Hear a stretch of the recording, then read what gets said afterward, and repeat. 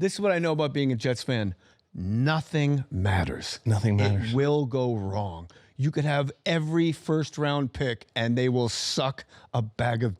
Aaron Rodgers tearing his Achilles before he completes a pass. I went, yep. It sounds That's like exactly how it goes. Is there hope this year? There's never. What are you saying? No hope. Why am I Richard Dreyfuss? There's no hope ever. Do you understand that? There's never hope for the New York Jets. I watch teams play football and they convert on like 3rd and 6. It's like I'm watching a magic trick. I go, oh, wow. Hey. I'm like, I didn't know you could do that. 3rd and 6 and you're not going to run a draw again? You know, Jets be jetting. Oh, my God, they're the worst. Welcome to Games with Names. I'm Julian Edelman. They're Jack and Kyler. And we are on a mission to find the greatest game of all time. And on today's episode, we are covering Doc Gooden's 1996 no-hitter, Mariners versus Yankees, with actor and comedian, die-hard Yankees fan, Jay Mohr. And we get into talking the legendary Yankees run of the 90s. I'm so happy just reading these names. This was like some of the best times of my life. I just love this team so much. LA versus New York sports fandom. Then when I was like 20 and I moved to Manhattan, it was Knicks. And then I move out here and I'm into the Lakers. They were fun to watch this year. Man, Luka's a witch. What makes Tom Cruise so legendary? If Tom Cruise pumped gas in Minot, North Dakota, he would have still become Tom Cruise. You cannot cap whatever that thing he has. Yeah. You cannot deny it. They would have found him. And we play some starting five. Sports movie edition with this week's Chill Zone presented by Coors Light. You gotta stick around till the end. Let's go. Games with Names, a production of iHeartRadio. May 14th, 1996. Yankee Stadium, the Bronx, New York. Bottom of the ninth, 2 men on, 1 out. Strikeout, pop up, ball game. This is the Dr. No game. All right, let's do some dips.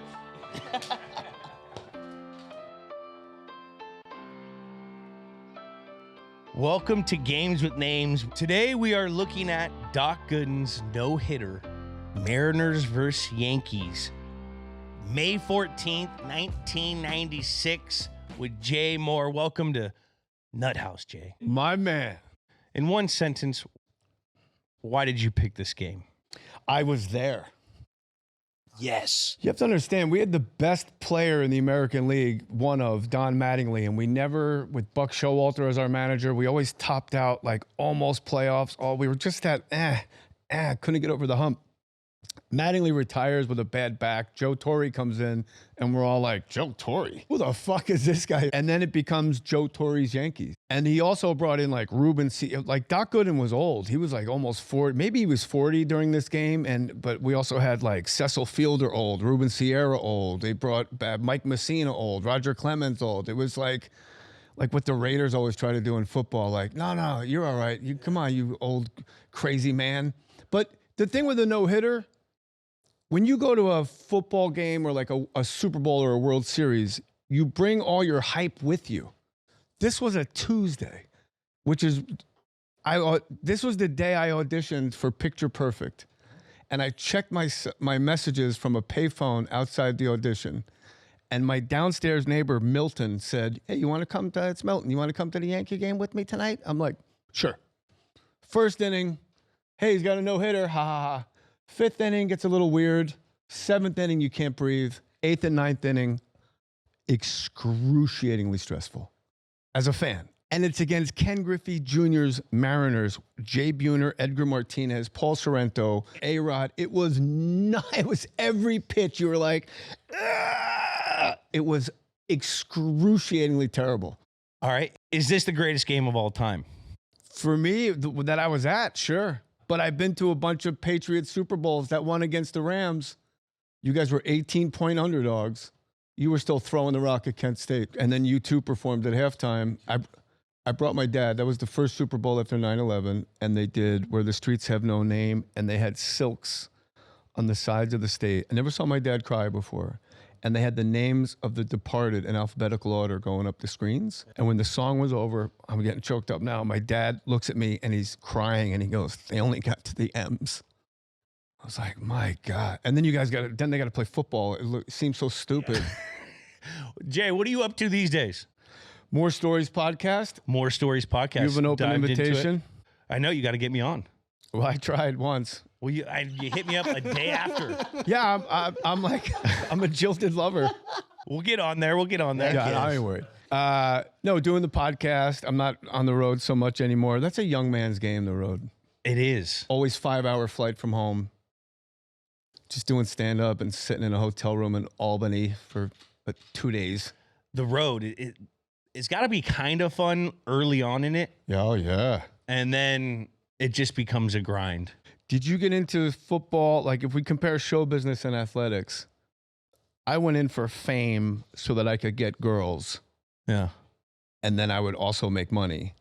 And then it becomes, I want money to get girls because now I got a little, like, what was your MO going into sports? Like me, I just wanted to make team to prove to myself that I could be the guy that I wanted to be. Oh, it was really an internal thing. Yeah, I mean, of course everyone wants the money and stuff like that, but I remember when I was coming out, I got a contract to go play for the British Columbia Lions, and I was so ecstatic. And it was like, I was going to get like, it was an incentive-based deal, and it was like $180,000. If I started, it'd be like $200,000. I'm sitting there like, I'm going to be rich. I don't know how I'm going to spend all this money. But the thing is, I just wanted to play football. Like, I was always against the odds with all these, to the naysayers and to the people. But to me, I always felt like I could. And I had this chip on my shoulder where, you know, I was trying to prove people that I fucking belonged here, where I was pretty focused. Where's that chip come from, do you think? It comes from my dad. And your dad were close? Me and my dad are still very close. He would challenge me. My dad challenged me a lot. So you're pleasing your dad every step of the way. I'm pleasing my dad every step amazing, of the way. And still, you know, I'm still doing it. Yeah. You have that relationship with your father? Because my dad's very apathetic, like not a lot of passion for things. So it was like, and my mom, I grew up in an alcoholic house. So like it was chaos and he was gone a lot. And then my mom was raising us in alcoholism. So it was, I think it was my way, doing comedy was my way of just, it's what I could control. Some people do eating or bulimia, or some people do drugs. At that age, it was like, I can make people laugh and they're right in front of me. Everyone's happy. I can control this like a marionette. Yeah. But you're always just trying to please. I think we're all just trying to please our dads at the end of the day. I mean, if you have that relationship with them. But we had opposite relationships with our dads. That's what's interesting to me. And we had the same MO. Yeah. Well, how do you mean opposite? Well, your dad was rah-rah. My dad was rah-rah, but he had. My dad was in a book, like, huh? What? Okay. My dad was my dad didn't, you know what? Like, my pops didn't have a dad. So he was very experimental, and he had a thought process of what he thought great dads did. And he went to that, but he didn't know what that was. But he also knew when he went too far. My dad was also the lover in the family. My mom was cold. Really? Like, my mom's cold. She would always, you know, like, you two need to stop fighting. Like that. You know, my dad would sit there and like rub your feet after he whooped your ass. What's your dad's name? Frank. Think about how amazing Frank is, that he had no father to learn from. So all the love you found and received and felt from your father, he had to figure out a way to create it on the fly. There was no like schematic or diorama. 1,000%. And that's what I explained. This is the kind of insight you get on the More Stories podcast. Yeah. This is good insight. Well, you know, I got to get on there so we can get some more stories. There it is. Cut the promo. So young Jay Mohr, when you got into comedy because of the chaos in your household, when did you know that you were pretty good at making people laugh? Oh boy, it wasn't until probably 6 months in. I was 16 years old and I did stand up at a place. Hold on, let me get it. Is this sponsored water? It's my water. Perfect hydration, 9.5 pH. You want to keep those alkaline levels perfectly in the right meter so you can get that recovery. That will give you the perfect recovery for your I'm Jay Mohr, and my pee is clear. And with clear pee, that means you have a great hydration level. Yeah, what's implied? Perfect hydration level, perhaps? There you go. pH, Don't baby. second guess the man. It's his water. You'll be out on your ass. Did you guys have the chart in the locker room, Jules? We used to get pee tested before. Like we have to piss to our dietitian, and he have to check our pee. No, you can't go out until you drink 2 bottles Did a of guy water. have to? When I was in rehab, a guy had to watch you piss. Yeah, not like this one, but if it was that's the my steroid dream ones, job. yeah, if steroids, watching you got to guys pull pee. you got to pull and you got to pee with your butt cheeks out, D out in front, and he's got to watch. Yeah, what a great job. Kindergarten So you're like You gotta- kindergarten you gotta- style, pants Pants down. down. That's to keep the fake dick, right? I had to take a shit once because I couldn't pee. I had to shit, and the guy had to sit and watch me shit bare knuckle Barry, and I'm sitting there trying to get this pee to him. It was bad. Did you ever pinch the helmet before you peed to impress him? No. If you saw the guys that was walking around, he saw some stuff that he was impressed by. Yeah. Pinch wasn't gonna do a whole He lot. wasn't going to be impressed by me. He's like, I used to work with Warren Sapp. That ain't nothing. We won't go into that today. Damn. I think I did stand up to get back to your question. I was born a comedian, and when I finally saw a commercial to do an open mic for teenagers, it was like, oh, that's why I'm obsessed with comedy. I'm supposed to do it. So I wrote 3 to 5 minutes of material, and I went on stage, and it's like, it's an exercise in presence. It's all of a sudden, every sound, like the ice machine, that person's like touching their pants, or just everything is relevant all of a sudden. It's kind of like doing acid, you're just like, holy smokes. Yeah. Everything is everything all of a sudden, and I have to keep talking. And then, but when I did stand up the first time, it was a Sunday at noon. Not great setup. And It's like then, church. Was it a church after church? no, it might as well have been, right? I wore my nice shoes. And then this guy goes, what are you doing Wednesday night? There's an open mic in Hackensack, New Jersey. Come meet us there. And I was like, all right. So I went to the Wednesday open mic. I'm still in high school. I was like, I got to go up first. I got school in the morning. And they were like, great, don't worry about it. And then they said, what are you doing Saturday? There's an open mic in Montclair. So everywhere I went, I got invited to another place. So for the first time, I found my tribe. Because I was a weird kid. I was a wise ass. And then I'm a wrestler. And that's like being, that's a weird monastic life. You're just this lone wolf. You can't really share what you're going through with anybody. Yeah. Now, all of a sudden, I had these people that loved what I loved. And we talked about that thing we love. I was in this like real fertile garden. Community. Yeah. You felt community. Yeah, I had my locker room finally. To put it in. Exactly. Now, you wrestled as a kid? Yeah. What weight class? 105, 129, 135, 140, and then I coached for a while. Palisades High, Crespi High School, and Beverly Hills High, Oh, wow. and at Fight Science on Washington. Now, were you a wrestling kid and like a theater kid, or was that all inside? And then once you got into stand up, you kind of started hitting your thespian. No, I wasn't a theater kid at all because it wasn't cool, and I lived in fear of not being accepted. I mean, my whole MO was just hope everybody likes me. That's my first addiction, is your approval. Yeah. If you don't like me, I'm not sure how to act. So I just like what you like, so we get along. Yeah. Just like Jack. Yeah, so...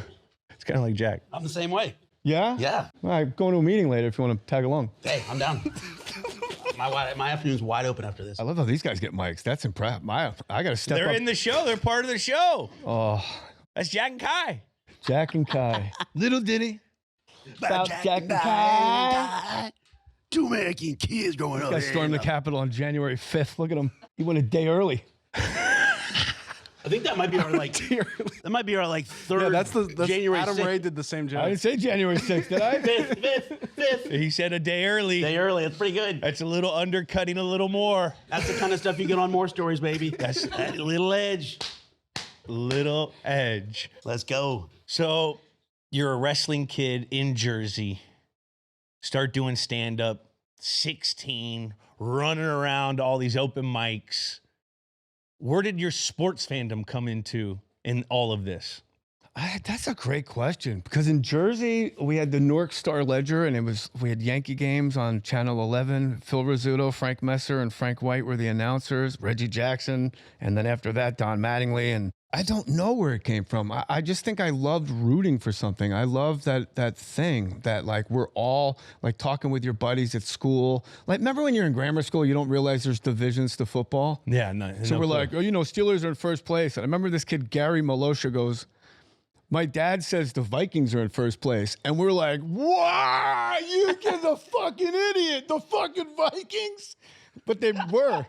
Yeah. But in that, we didn't know from Probably Vikings. like 8 years old too. Like, and oh, you're, it was exactly that. And you're dropping F-bombs because Like, oh, as soon this as you, fucking guy thinks the Vikings are. Then he was Gary Viking for the rest of his life. for the rest of his life. Oh man, nothing like when your mom dropped you off into like second grade, and as soon as you saw her drive away, and you were with your boys, you're dropping fuck. Fuck yeah. Fuck yeah.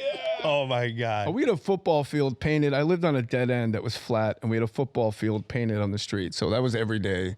And it was, if I heard my son, either of my sons speaking the way that I spoke at that age, I would have sent him to military school. The apple don't fall too far from the tree. They're I doing know. exactly what you were doing. My youngest goes, well, you know, like when I'm at my mom's, I curse, like I can't help it, right? I'm like, what do you mean you can't help it? You know what he asked me, my youngest? Well, Like, your kids are probably smart. we'll see. I got a real smart one. It's amazing when you have kids that are complete opposites. I got one kid, my 22-year-old's at Oregon. He calls me up. He goes, I'm really struggling. I got this earth science final. It's kicking my ass. I've been studying for 6 weeks, and I figured it out that if I get a 70 on this final exam, it'll bring my GPA down to a 90, and I can still graduate with an A. And I went, huh. Yeah, I can't get your brother to dry his feet when he comes out of the shower. Like, so I think you're the smart one. I realized. Yeah. You know what my youngest asked me the other day? What he has. Is Jackson Jewish? I go, your brother? He goes, yeah. I go, how could he be Jewish if you're not Jewish? He goes, I don't know how this stuff works. He goes in his bedroom and slams the fucking door so hard that I'm in my kitchen going, maybe his brother is Jewish. It was the 90s, right? It was a different time. Like, he shook me. Yeah, I got a little girl. And Oh, you're dead. Girls will take you out. You wonder why mommy drinks in the garage. You're so stupid. You fart when you pee. You took me to Target and you wore a red shirt. It was humiliating. right now she's at a great age where, you know, she's not like that. I hope she doesn't go like How that. old? 8. No, but it's honestly a great age. We just went to the Dodgers game yesterday, and she had a fucking blast, and she's all excited for camp. School's out. So we're at the stage where she absolutely still loves me. And I'm hoping you don't have any girls, do you? No. See, it's different with the girls. It's different. Yeah? Yeah. I would hope so. Yeah. They warm your heart, man. If I had a girl, she'd be a serial killer because I would never tell her no. Yeah. I'd be like, all right, get her a pony. Jesus Christ. Lily's not hearing this one. She's been lobbying for a I pony. mean, she's been lobbying for a pony for the last Little fucking. Diddy. By Lily and a pony. I know. Jack and Kai. Don't ever. No, it's Jack and Kai, Jack and money. Kai, sorry. Jack and Kai. I'm riffing. So, what's your hierarchy of sports then? When you were a kid, It was you Yankees. talk about Jets. So how the fuck Oh are you my a Jets? God. Because the sack exchange, I'm 11 years old, and it's Gastineau, Mark Gastineau, it's Joe Klecko, it's Marty Lyons, and Abdul Salam. They were absolutely. My first thing about football was there was 2 guys with like 20 sacks on the same defensive line.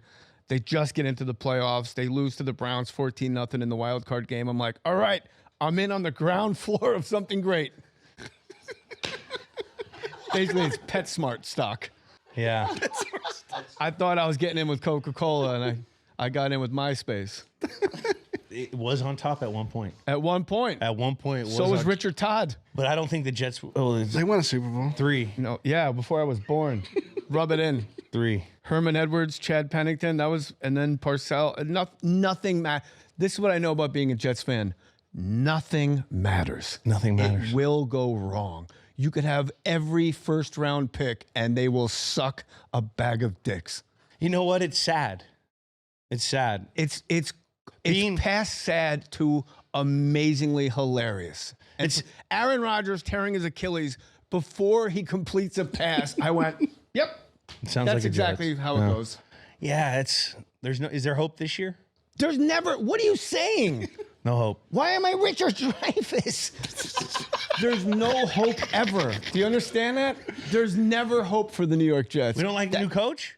I don't even know who it is. Who is it? Glenn. Oh, I love Byron Glenn. I love corners. Justin I do Fields love looks Byron good, Glenn. too. Because he was fucking Jets. No. Oh, yeah, we're high on him. No, I didn't say I was high on him. I love him, but Okay. it doesn't matter. That's what they do. They get you sucked in. It's like the mob or being in the Hell's Angels. You can't get out. Who's the quarterback? Justin Fields? Justin Fields. And they got Great. We could have drafted him instead of the Mormon guy that's a MILF lover, and we take Zach Wilson instead of Justin Fields, and now we have Justin Fields. That's the most Jets thing ever. I'm shouting. Don't you see? Do you know what Jets stands for? What does Jet stand for? Just end the season. Just end this season. Well, any season. Yeah. I watch teams play football and they convert on like 3rd and 6. It's like I'm watching a magic trick. I go, oh, wow. Hey. I'm like, I didn't know you could do that. 3rd and 6 and you're not going to run a draw again? You know, Jets be jetting. Jets be jetting. I watch you guys. You got guys like Jabbar Gaffney looking like all pros out there. Like, you guys had the schemes. You had it. You were an animal. I'm like, I'm just waiting. If you were on the Jets, they would have put you in the Wildcat for 15 straight snaps. You would have been signing autographs for parking meters 2 years into your career. Probably. Oh, my God. They're the worst. Yeah. So Jets number 1, Yankees number 1? Or? No, it was growing up. It was Yankees, Jets. And then it was Jets, Yankees. Then when I was like 20 and I moved to Manhattan, it was Knicks. Like, oh man, Patrick, another team. Just why can't they get past that? Why did they fire the coach? I don't know, dude. Thibodeau? I thought he did pretty good. Well, at least they got a new one already. Hey, Who do they got? they don't. That's the point. It's crazy. You. Shit, I don't know basketball. Oh, fake it till you make it, baby. Dude, Come on, Jules. And then I move out here and I'm into the Lakers. And then obviously, you know, with my beautiful wife. Yeah, the Lake Show. They were fun to watch this year. Man, Luka's a witch. That was like when they first got him, it was looking real good. I've never seen I didn't realize he was Pele level fame like Ronaldo. It was other, like his first game, there was 3 circles of photographers filming him with his head down during the national anthem. I've never seen that. I've been to every home game in the last 10 years. I mean, he's a world figure. Yeah, he's Pele. That's crazy. We got to get him in shape, Jay. He's in shape. Looks he lost some weight. He's been training. lost weight? I've been training with him. You didn't know me when I was fat. I didn't. I'm coming out of it in that picture with the little hat on there. I was up to 240, kid. Why? I put down the pipe. I picked up the fork. Why? I quit drugs and ate.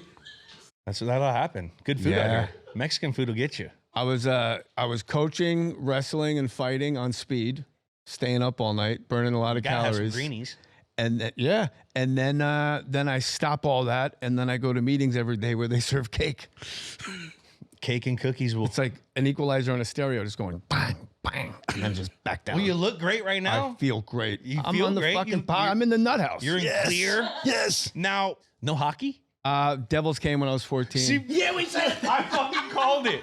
I go, Yeah. what's this guy? He's a Jets, Yankees, and a Devils fucking No, I fan? don't. No, I don't. It's too fast for me. I don't. Even watching the game 2 nights ago, even when they play it in slow motion, I don't know where the fucking puck is.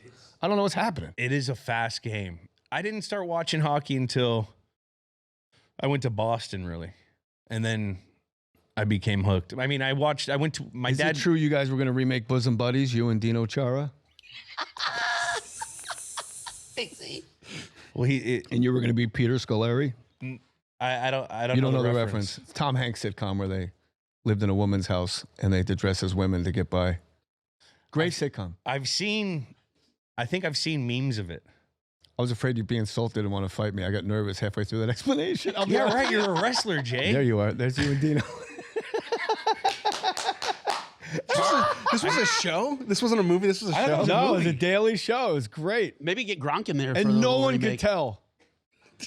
Now you just see that in Venice. You ever hang with LeBron at all? No. I think that's the best thing that happened to Luka is that he got to see how LeBron prepares. It's true. Yeah, I mean. That is the best thing for Well, him. Well, who was that guy for you? Was there a guy? Tom Brady. Yeah. I mean, I can go in there. You see this guy get his arm worked on 24/7. He's only eating avocado and fucking deer poop or whatever it is. I And was eating avocado and fucking. yeah, I was like, all right, whatever he deer poop. yeah. I just caught that. Well, because I think there's like some good stuff in there or whatever. But he would eat and fuel his body, and he was the oldest guy in the room, and he was playing like the youngest guy in the room. Yeah. Which LeBron, you could say the same thing with him now. Stand up for me, that was Dane Cook. I'd go to the Laugh Factory every night, me and Dane, in the like late 90s. And every night it was like, who's going to have set of the night, me or Dane? And I remember I was in the back. I'm just like goofing off. I'm smoking weed, drinking. I'm like, whatevs. And Dane goes up. And I remember the bit. He did a bit about his mom. When you make your bed, when your mom makes your bed in the summertime and there's so much humidity, and the sheet just stays in the air for like a minute, and he just stood there. He didn't talk. He just stood there, and I could see my childhood bedroom. I could see the sheet. I could see the window. I could see my backyard. Just like something. I was like, holy smokes. And he held for the laugh, and then it wasn't funny anymore, and then he still didn't move. And I realized, oh, this guy's completely outworking me. Yeah. And there's been like 3 different times in stand-up, and each time it was Dane Cook where I went, I got to get to work. I was always latching onto the stud of my team to learn why he was the stud. So even at a young age, when I was 8 years old, I wanted to hang around the 11-year-olds or the 10-year-olds on the junior peewees because they were the best guys. What were they doing to make them so good? When I got to the Patriots, I just sat there and I would watch Kevin Falk, how he prepared, who was in his like 12th, 13th year. Like Garrett Blount. Yeah, he didn't come until way later. But like the older guys, the Teddy Bruschi was still there. You know, I wanted to see why were they still there. You know, and then I would try to copy what they did, and that's how I learned. But Tom was like one of the big reasons that happened. Who are some of the other guys that were in your craft in comedy that you looked up to? Like Dane Cook motivated you. Was there any other guys? Well, when I came up in New York, my manager, Barry Katz, owned a comedy club in the Village around the corner from the Comedy Cellar. It was called he was from Boston, so it was called the Boston Comedy Club. Idiotic name for a Manhattan comedy club. That sounds great. Boston Comedy Club. And every night it was me, Dave Chappelle, Dave Attell, Bill Burr, Patrice O'Neill, Keith Robinson, Rich Voss, Jim Norton, Dane Cook. I mean, when I tell you Monday, Tuesday, Wednesday, Thursday, Friday, Saturday, Sunday, Monday, Tuesday, Wednesday, it was us. Wow. And you didn't want to be the last guy to the club because they could see you walking up and they'd have a block head start to make fun of you. Yeah. So we all got there early, and then whoever was last, like, man, look at those tight pants. What do we're just dozens right away. And like, we were so like iron sharpens iron. We were so battle tested. You go on the road and the crowd sucks, and you're like, I don't fucking think so. Yeah. It ain't me, it's you. And you can just do great because we already had our biggest competition was with each other. That was your locker room. That was our locker room, yeah. You know, because that's how we treated work in New England. And we watched each other pee. That's a locker room. Callback. Did you guys shower together? I wish. Any fun stories between there? Like some of those green rooms? It's like we always ask athletes, what's a fun locker room story? You know, I think it's more in the car because you drive to a lot of gigs. Do you remember Ralphie May, the 600-pound comic? Ralphie, one of my best friends, rest in peace, big brother. We were driving to Phoenix from here, and it was pouring rain on the 10 in the middle of nowhere. Like the kind of rain where like, yikes, you got to do 20 miles an hour on the 10 freeway. And then the rain stops, and the guy that was driving the car, my friend Walter, looks to the left, and you just see this white snow-capped mountaintop. And he goes, that's what God looks like. And I go, oh, hell yeah. And Ralphie's in the back, and Ralphie goes, absolutely, playa. And then the rain comes again, and it stops. And I'm like, there's God again. And Ralphie in the back goes, it sure is. And then it's pouring rain, and Ralphie goes, hey, here comes God again. It was an Entenmann's truck next to us. So every time we were looking at the mountain, he just looked to his left. We were like, there goes, that's what God looks like. And he just turns, and he sees a big donut on the side of a truck. He's like, it sure is, playa. That's a great story. We almost died laughing. Like, we almost drove off the road. Nothing like the road. The travel's sometimes the best part. Yeah, but when you're you had a team. Like, I'm always alone. But that's your team right there. Yeah, but that was driving to a Phoenix gig, like flying to like buttfuck Iowa to do Uncle Sputchy's Chuckle Hut by yourself. It's not. I mean, you can joke around with the guy next to you, but eventually he's going to think you're coming on to him. It's not fun anymore. the same could be said when going to Buffalo. Yeah, Buffalo is a tough hustle. People that grow up there, they're a different breed. They love it though. I know they do. And you know what? They are some of the coolest people. They're the greatest people. You know what I mean? They really are. When you meet people from Buffalo, they'll sit and like Full do respect. some Bills Mafia shit to Yeah. you. But then they want to drink a beer with you. Full respect In to some Buffalo. fucking like crazy I couldn't live there. sweats. I couldn't live there. Fucking Gronk is from Buffalo. It makes sense. How the fuck did he wind up in Arizona? There's Parties? Girls? parties. Gronk's from Buffalo got me, dude. Who is the best comic to be on the road with? Bert Kreischer. Bert, we love Bert. Bert was amazing. Bert's funny. Because Bert opened for me.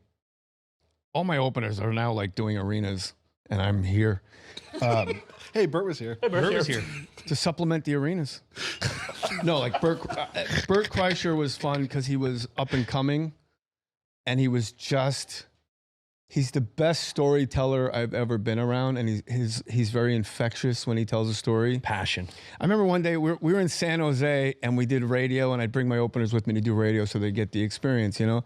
And then we eat at like this local greasy spoon place, and Bert, he can, first of all, one of the most naturally strong, like benches 320. He's jacked right now, Benches like too. 330. Yes. And he orders a burger with an egg and jalapenos and onions and fucking sauce, and then the dookie sauce and the thing, and there's another thing and bacon, and he just crushes it. So then we go back to the hotel, we take naps, and we have this thing, let's meet back and we'll lay by the pool in the afternoon. Yeah. So the comedy club sent a fruit plate to my room, and we're sitting by the pool, and Bert's eating grapes, and then Bert goes, "Oof, do grapes give you guys gas?"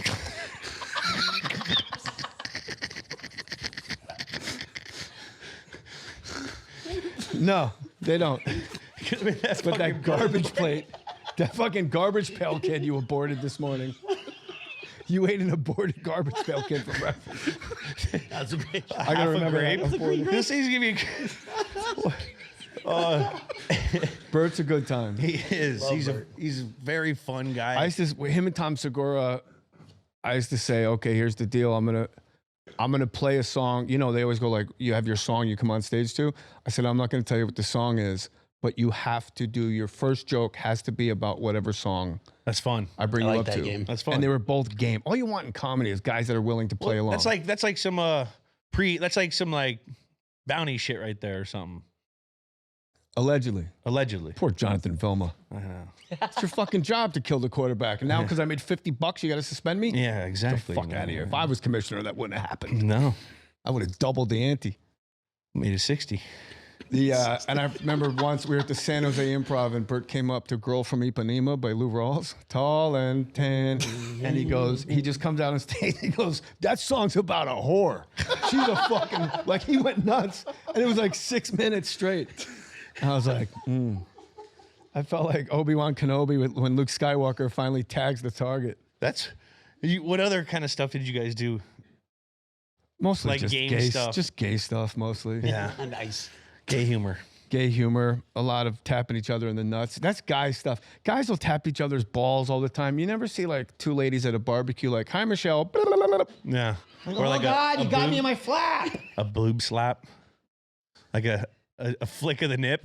Nip flicks? Yeah, like that's like what little boys do. Like they sit and like try to flip each other's dicks. Because all you got to get it once.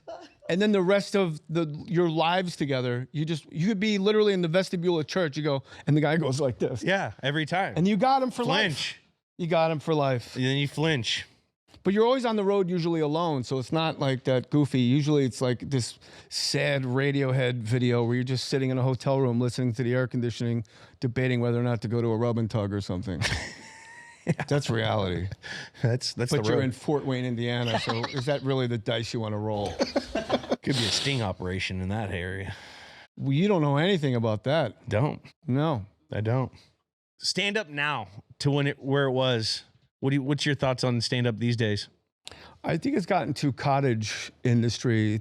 It's too much like, if I'm an Indian comic, I can go play to Indians. If I'm gay, I can do gay rooms. If I'm trans, I can find my trans audience. When I was coming up, they would literally stop the music at a disco, hand you a cordless mic, and you had to walk out onto the dance floor between Guidos and do 20 minutes of comedy.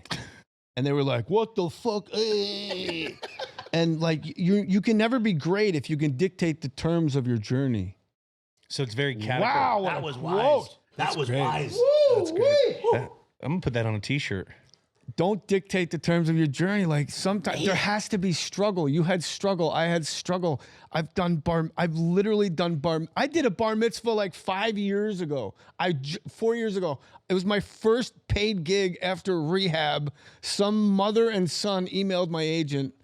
Shout out to Matt Frost, Frosty the Showman. He goes, yeah, the kid and the mom just love your stand-up. I was like, buddy, I haven't done stand-up in 6 months. I've kind of been busy getting my life together. I flew it was outside of Cleveland. It was like this 16-acre property. And there was like bands. This kid had money. Cleveland, you like it? Yeah, you could say it. I won't.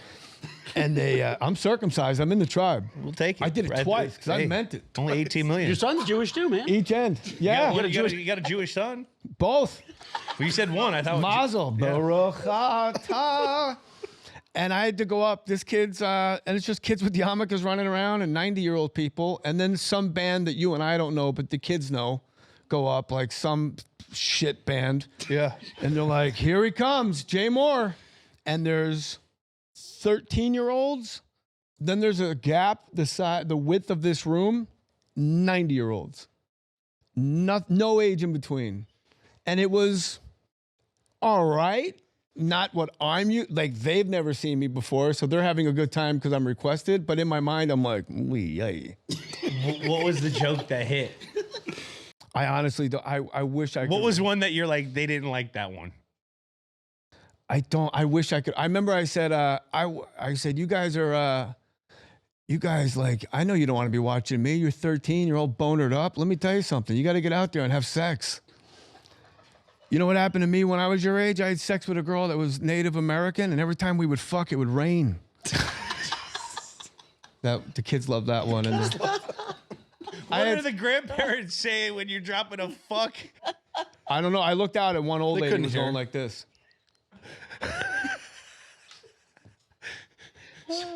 Some Abba's over there. I had sex with a girl that stuttered, and I don't know if she was going to have an orgasm or she was just trying to tell me something. She was like, fuh. I'm like, oh, say it. She's like, phone, your phone's ringing. So, like, I was doing well with the kids because it was dirty. Kids, you drop a fuck, they start laughing. The 90-year-olds are like, what's an orgasm? What is this pleasure he speaks of?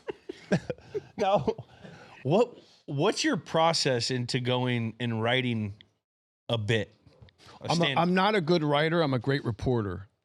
If something happens to me, I can't wait to go on stage and talk about what happened to me. So you're using inspiration from daily life to talk about? Like my son asking if his brother was Jewish. I'm like, well, there. I've just been writing. Yeah. But but to sit down and write a joke is not a truthful process. And then I go on stage like, I was in the mall last week. And that's the kind of comedy I always hated. Like, you've been in the mall last week for 4 years. You suck. What about you? So when you think of something like when you brought up my son's Jewish, do you write that down?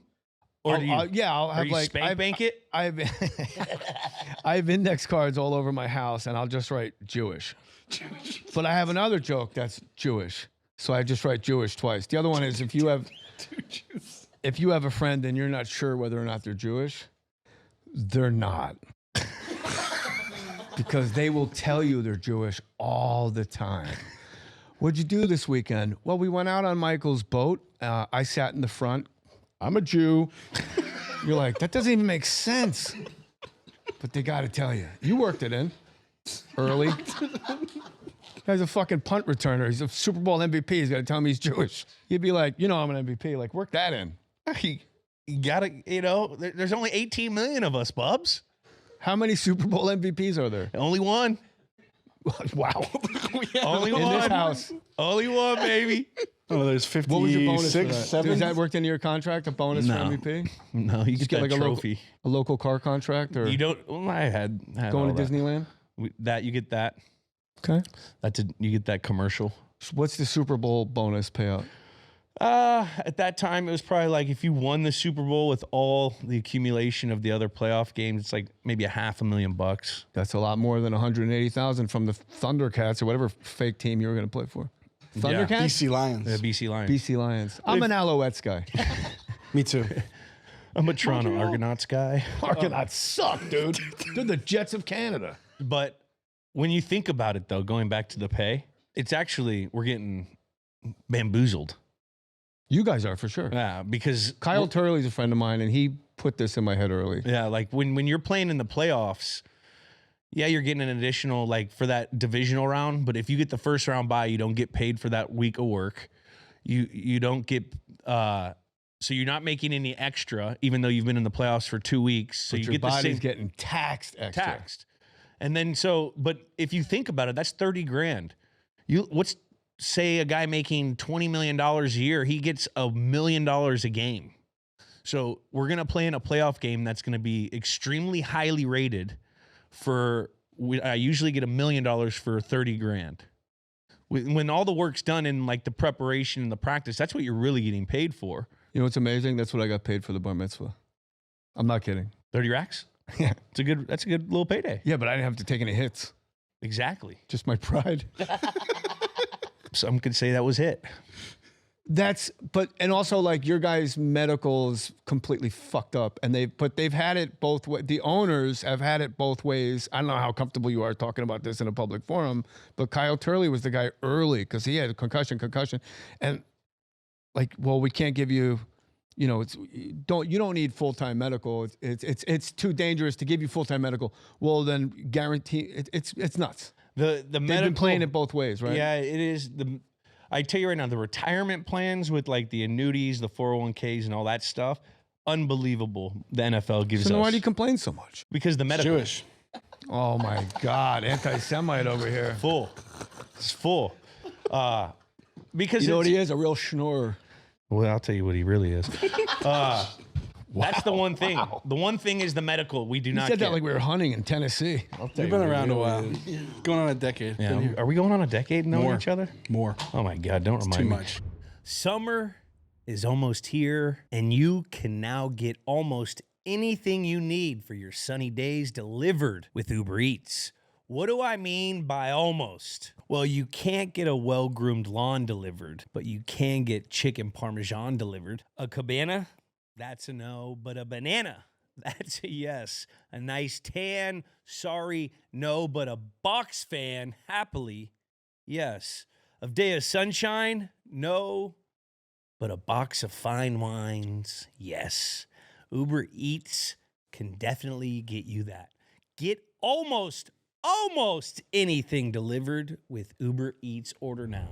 All right, let's jump into a segment where we go back into time around where the game took place and go over pop culture. This game took place May 14th, 1996. This is going to be fun. Number one movie, Twister. Never saw it.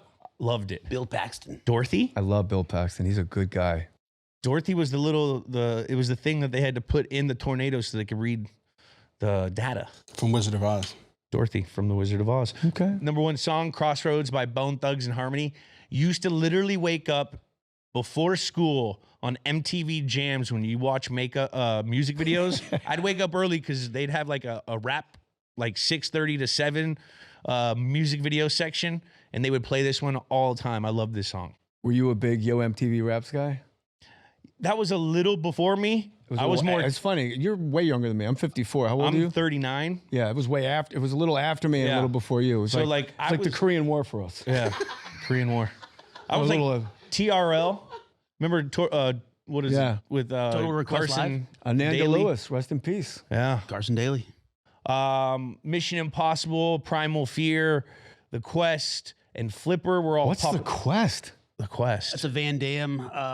Oh, it was one of the older Van Dams. Yeah. Fuck yeah. I love Van Damme. I don't remember that one though. This was about the time Jerry Maguire was going around, right? Yeah, exactly. Christmas time. It was Christmas. And what people don't realize about Jerry Maguire was it premiered at number 3 that weekend. It was at Mars Attacks was 1 and Preacher's Wife was 2. Denzel. And then the next weekend, Preacher's Wife was 1, Mars Attacks was 2. And then I think week 3, it was finally number 1, which is never happened. Usually you drop half your audience each weekend. That movie was insane. Unbelievable. It was pretty damn good. Sugarman. Bob Sugar. Just baby. Sugar. Changed my life. That was my first movie. That was your first movie. Yeah. Explain it to us. How'd you get it? I auditioned to be the quarterback that Jerry O'Connell played. Kush. Cush, yeah. And I just could not pull together a Southern accent that day. And then they said, will you audition to be the male nanny? And I said, sure. They said, well, the sides are in the hallway. Just memorize them best you can and come back. So the sides were 3 pages long, but the second page was all, the guy says in the movie, like, I want you to use this before his date with Renee Zellweger. You think he's going to give him a condom, but he gives him a cassette tape. And he goes, I had that cassette. I owned that tape. Yeah. So the page is him being really passionate. This is John Coltrane and Miles Davis, 2 masters of improv in their element with Cannonball Adderley and Philly Joe Jones on drums. And like I knew all the guys because I studied the liner notes. Yeah. So I memorized it in like a second. They probably thought I was like a savant. And I came back in, killed it. And then Jim Brooks said, what about Sugar? And I was like, yo, there's no way I'm doing that from the hallway. Like, give me some time. And they gave me a week to memorize it. I didn't own a suit. I had hair like Bret Hart, the hitman from WWE. Like I had pro wrestler hair. Did you cut it? I did not until I got the part, but I slicked it back as best I could. Oh, I had no business getting that part, but I killed it. I killed it. Absolutely killed it. And then I went in to read with Tom, and he tried to kill me with it. How? He knew all of his lines. He was completely off book, and it wasn't like, no, take your time. It's okay. It was like he was Jerry Maguire. He was getting fired, and he was fucking pissed at me and wanted to rip my head off. And if I couldn't hang, I get like it's like going from the jugs gun to Tom. Like, dude, run your fucking route. Like this is this. This is this. And at that moment, it was, and you know, it's amazing. I'm sure you get this in sports. It's like you're probably mid route going, oh, this is where guys flame out. This is where guys choke. No. All right, thanks for playing along. Anyway, gang, my next guest, please welcome Andrew Wiggins, East Boston. So you get in, and Cruz is firing off fucking Jermaine Wiggins? Yeah, he's a guy. The snowplow. Wiggy. Great game in the snow game. He had like 4, 5, 6 catches. East Boston. He is East Boston. Yeah, I'll tell you. Yeah.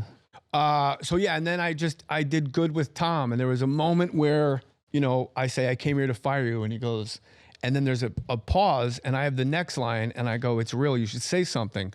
So I just kept staring him down, and I let that pause grow, and I realized, oh, they're gonna think I forgot my line. So I kind of have all the power. So I just gotta measure when, before somebody says the line from the sides. And I could feel the tension like a balloon going up. And I went, it's real. And I just felt everybody going, oh my God. Like he fucking, like I tricked them. Yeah. And I was like, I got it. I know I got it. But in all fairness, I feel that off after almost every audition. Yeah. And you get like 1% of them. Yeah. I'm always like, I killed that shit. They're like, well, they went with your Aunt Ruth or something. No. Do you say aunt or aunt? I say aunt. Yeah, me too. I'm an aunt guy. Yeah. Same. When you get the role, nobody asked you. When you get the role, I'm an aunt guy. Oh.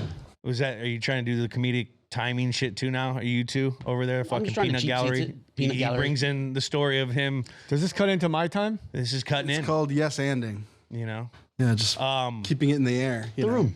When you get that role, how'd your life change? Well, it didn't change the way I thought. I thought like, you know, the movie premieres, and then when I walk down the street, everyone's going to get out of my way. Yeah. But the amount of people that actually go to see a movie is not an actual, you can't even compute it with the human race. It's so small. But then then I forget about it, and then it came out on DVD. I went back to Manhattan, and I remember coming out of the subway, and people going, Bob Sugar, show me the money. And I was like, oh, way more people watch DVDs than actually go to the movies. Yeah. But I remember seeing I remember seeing the movie in Times Square. It's always fun to like watch your own movie in the theater and just see people's reactions. So it was me and Matt Frost again, my agent, Frosty the Showman. I love you, buddy. We're sitting in the theater. There's a gay couple in front of us and 4 black guys behind us. And Eric Stoltz and Cameron Crowe have this deal that Eric Stoltz will be a cameo in every Cameron Crowe movie in perpetuity. It's just their thing. So at Jerry Maguire's bachelor party, Eric Stoltz does the toast, and the one gay guy in front of us looks at his lover, husband, and goes, "Is that Eric Stoltz?" And the other guy goes like this, "No." It's like they've been arguing about Eric Stoltz all day, but it was. It was Eric Stoltz. He goes, "Is that Eric Stoltz?" He goes, "No." Like, I'm so tired of talking about Eric Stoltz. So they must have known Aaron Stoltz. I don't know what the fuck was going on, but then there's like a half hour where I'm not in the movie, and then when I come back on screen from behind us here, oh, here comes this motherfucker, Guy Smiley again. Guy Smiley. Guy Smiley. Here comes this motherfucker again. Oh, shit. How long did it take to do that movie? I think it opened, to answer your question, through 2 months. It opened the door. When I went into other auditions, it was, oh, that's the guy from the Jerry thing. Maguire. Yeah, so you have a little more currency in when you audition or if you get offered. Like I got offered Go. There's other movies you kind of get offered because they're like, okay, we got that guy. And you realize, oh, I'm a part of this process of making a movie. Like my name has some value where if I'm attached a little money, you know, it's the movie can get made. If, you know, I've never been the guy like Jay Mohr, like let's make the movie. It's Jay Mohr. I've never been that guy. Yeah. But you know, for the lower budget, like Go and Suicide Kings was a big one. Now, how was that set? So I just did a movie, my first movie as well, and I was really nervous getting into it. But then when I was on the set with the other actors and the director, I felt a comfort. Yeah. Well, how was that set? Was the set like? Oh, yeah. I mean, Cameron Crowe is like the nicest he's young. I'm not saying grandfather like he's old, but like that fatherly, like everything's fine. We're going fishing. Relax. I'll have him on my dinner. It's okay. Like he was that guy, and he would let you ad lib. He'd say, do it as written, and then we're going to have fun. Like third or fourth take, we're going to have a good time. And I'm like, okay. And Tom Cruise was just the coolest guy in the world. Like he's the best. And I didn't realize this. Jerry O'Connell was just on my podcast, and he goes, "You don't remember this at rehearsal? We were at the Sony lot, and Tom Cruise had his own chef." And you're like, "What's going on here?" And apparently I went up to Tom like, "What's going on, Mr. Oh, fancy pants. We got to eat Panda Express." And Tom Cruise's chef from that day forward always made Tom and me lunch. But I have no memory of this. But Jerry's like, "No, you blew my mind." And you would go in his trailer and get like exercise equipment. I'm like, no. I remember going into his trailer to get a jump rope, but I did ask permission to go. He goes, "No, you went in there all the time." I'm like, "Jerry, I'm not crazy." But I do know Nicole Kidman was in there too, so I'm not stupid either. Hey now. Oh, Kidman. Days of Thunder Kidman. Woo. She's a beauty. Sugar packets. No pun intended. None. Yeah, so it was a good set. It was a fun set, and there was work to be done, but there was a lot of money to shoot. It wasn't like an independent where you shoot like 15 pages in a day. We gotta go. We had the luxury of Sony, the machine of Sony behind us. Did you, when you're around Tom Cruise and you said he knew his lines when you were auditioning, did you see a sense of professionalism that you're like, holy fuck, that's why he's Tom Cruise? Yes. If he was so nice to each person and knew everyone's names. Like when I came in and said hi to everybody, like that's kind of him. Like what I learned from him. And I remember once we were in a van going to set, and the wardrobe lady looks at me and goes, "You know, you can hang up your clothes at the end of the day." And I was a dick. I go, "Why? I don't work in wardrobe." And then they closed the van door, and Tom's in the front seat. He turns around and he goes, "You know, these girls, they bust their ass. They're here way before we are." And I was like, "Eee."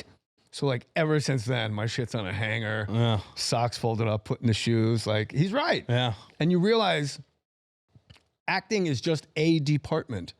Like there's this massive, it's like the Death Star, and there's all these departments. Like just be the least of everyone's problems in your department. Everyone's part of the team. Everyone's part of the team. Everyone's got a role. Tom was a really great guy, and I'm very lucky that was my first movie because I learned how to act on a set from watching him beat. But I'm a comedian. Like, I break balls a lot, and I can get out of hand back in the day for sure. Not anymore. But Tom, being like a nice guy was like, yeah, I want to be like that. Like, he was cool, man. Yeah. There's so, like, I always like asking those questions about those certain types of people because people think that, like, people like Tom Cruise or Tom Brady, they luck into this shit. No, these people fucking work for this shit. They're at this spot for a reason. If Tom Cruise pumped gas in Minot, North Dakota, he would have still become Tom Cruise. You cannot cap whatever that thing he has. Yeah. You cannot deny it. It's an irresistible force and a movable. It's a supernova of whoa. They would have found him. That's good for people to know. That shit, you know, dreams without actions are just fucking dreams. Put that on a goddamn t-shirt. That's what Frank used to tell me. My dad used to race cars in the same like local tracks that Tom Cruise did, and my dad goes, "Hey, why don't you ask your buddy Tom Cruise what gear is he in Watkins Glen Raceway? Because he's the only guy that never crashes into the bales of hay on turn 1." And I'm like, all right. So we're on set at Sony, and I asked Tom, and Tom's like, you know, I think I was in first gear. And I'm like, all right. 6 weeks go by. We're filming at Sun Devil Stadium in Tempe. I'm standing, it's 3 a.m. I'm throwing a football with the guy that plays my quarterback. And Tom Cruise comes running out of the tunnel. And there's very few guys that run like Tom Cruise. He's him and Leo. Exactly what you're him talking. and Leo DiCaprio are the 2 greatest film runners of all time. And he's just running right at me. He's like, JJ. I go, what? Hey, what's going on? I go, what's going on? He goes, what gear was your dad in? 6 weeks later. Like, that's the level of awesomeness you're talking about. Like, he was in his trailer and went, I never asked him to fall. And he ran onto set and asked me that in front of 10,000 extras. That's incredible. You know You know what? what I told him? Get away from me, Tom. You bother me. Oh my God. Fucking extraordinary people are extraordinary. Nah, I'm not putting that on a t-shirt. That was whack. That was not, I tried. And this year, NBA champions were the Chicago Bulls MVP, Michael Jordan. What a shock. What a shocker. Mario Lemieux. You guys were the Bulls. It's like, you could be as great as you want, but you got to go against the Patriots, and they're going to take your heart and soul. Yeah. Unless your name's Eli Manning. Unless He's the you're only guy that cracked the code. twice. Worst call ever, Joe Buck in that Super Bowl. Manning, still on his feet. Throws. Tyree, caught. Thanks, Joe. It's the greatest catch in Super Bowl history. Manning, still on his feet. Throws. Tyree, caught. Was it like that? Yes. I don't remember it. He did a good job with your catch. That was a good call. Let's hear it. That's incredible. He did an incredible. Yeah. Oh, Buck. Were you in New York in the 90s? Yeah. How was New York in the mid 90s? Oh, it was great. It was good because it got kind of safe. It wasn't like that 70s Serpico, like, yikes. Yeah. But it was still a little, it was still Little like edge. A little edge. And I was like Lower East Side, which was yikes. But then by this time, this is after Saturday Night Live. So I had like a building with a doorman, and it was good living. It was good living. This was a good time to be in New York. Great time for stand-up. This was like still a big boon. Everybody was getting specials. Everybody was getting work. And there was so many different ways to make it in stand-up. You could be a guy on the road making $200,000 a year. You could do commercials. You could get a sitcom. You could work at MTV. MTV was popping. Yeah. Yeah. That's where a lot of comics were going. Yeah. Probably the cool comics. Because they would do all like the movie shit. Pauly Shore. Yeah. Jon Stewart. Paulie's a sweet guy. Jon Stewart. I was so jealous of him when I was around this time. Yeah. I'm like, what the fuck? $2 million for Encino, man. I'm out here breaking my back in this acting game. This guy stinks. And then it's like Paulie's the best. It just shows you what an asshole I could have been. Hey. My manager used to always ask me one important question. Would you trade places with him? No. There you go. Jackie, Let's jump into Should the we game. get into these Mariners? Get into Look at these this Mariners. fucking lineup. These guys Oh my were God. 140 RBIs, Insane. 138 RBIs, 123 RBIs, 103 RBI. That is Unbelievable. nuts. Edgar the home Martinez, runs. A-Rod, Jay Buhner, Ken Griffey Jr. You got the big unit, Randy Johnson. Oh, did I on just this take his job? No, Oh, unbelievable. I you like do as this. much whatever you want. Helping me out. I love it. I mean, this was a Look at the stacked team. Look at how this is why you don't win a World Series. Like in football, you got to have the quarterback. Best pitcher on the team, Sterling Hitchcock, 5 ERA. That ain't gonna do it. No. I mean, that was kind of the story of this team. Led the MLB in runs, RBIs, doubles, but league worst ERA 5.2. Well, Randy Johnson was That's hurt, gonna get too. you. Yeah, that bulging disc in his back this year. Tough. That's when the unit was fucking. Chris Bosio. He This was is a real before he junk was killing baller. doves, man. Oh my! Oh, I can't God. believe this lineup. Chris Bosio was like a junk baller or a thumber, they'd call him. Bosio. David Ortiz went to Minnesota. They had David This was Ortiz a young also. David Ortiz. Back then, he was named David Aria, is how he was credited. Traded to Really? Minnesota. Yes, they didn't quite know the Dominican naming conventions, I think, and they had him labeled as David Aria. Hard hitting Mark Whitten off the bench. Man, I mean, this was a fun Mariners. This team. is fun This is a baseball. fun team. This is, you know who was like this? Was the Indians had this kind of setup too, where there was just bats for days, and then the pitchers were like, wah, wah. Tomei Manny and back stuff. in his Manny Cleveland Ortiz, days. too. Man, that it was. Was that the Tomei Cleveland days? Yeah, I believe so. Those And days. Manny, and they had the best infield I ever saw in my life with Robbie Alomar and Omar Vizquel. Did Ken Griffey Jr. have the coolest looking swing? There's no better swing I would than always- Ken Griffey Jr. I was always the ever, and kid because I was I'll die on this hill. I was always a kid that would argue it. For what? Well, who you got? Barry Bonds. I loved berries. I know you're a Barry Short, guy. compact. That thing was fucking. Ken Griffey Jr. deadly. didn't dress like That a. thing was deadly. It was, but he didn't dress like a fucking stormtrooper like your asshole. Hey, He went out there like a man with a batting helmet Backwards, in the cap backwards. in the all against RJ. some would say that's so cool. someone who is a pioneer. Look at everyone now. Everyone's a stormtrooper now. How about the owner of Seattle, Hiroshi Yamauchi? Was that the Atari guy? I think he was a Nintendo guy. Nintendo, Nintendo. yeah. That's pretty cool. That's Being a owned by the pool. Nintendo Oh my Corporation. God. I didn't know Lee Ilya was one of the coaches of the Mariners. The greatest meltdown of all time. I don't know that one. You might want to pull it up now. Let me do. It'll be worth it. Lee Ilya, he got fired the next day. Is that the one where he did the in the minors? No, he was managing the Cubs. And he goes, these people come out here and fucking boo my fucking ass. Tell them to get fucking jobs. It's a playground for those country cocksuckers. I got guys busting their ass and these motherfuckers boo my fucking ass. He did that in an interview? Right afterwards. Got fired the next day. Today he'd be promoted. That is And he's coaching baseball, by the way. Just still. No, I'm But just at the saying, end of like, that just rant, talking he about says something that's playgrounds. incredible. He goes, there's 140 fucking games left. He's right. Like, bro, we're 22 games in. Relax. Oh my god, that's such a fucking There's grind. 140 fucking games left. I just got PTSD.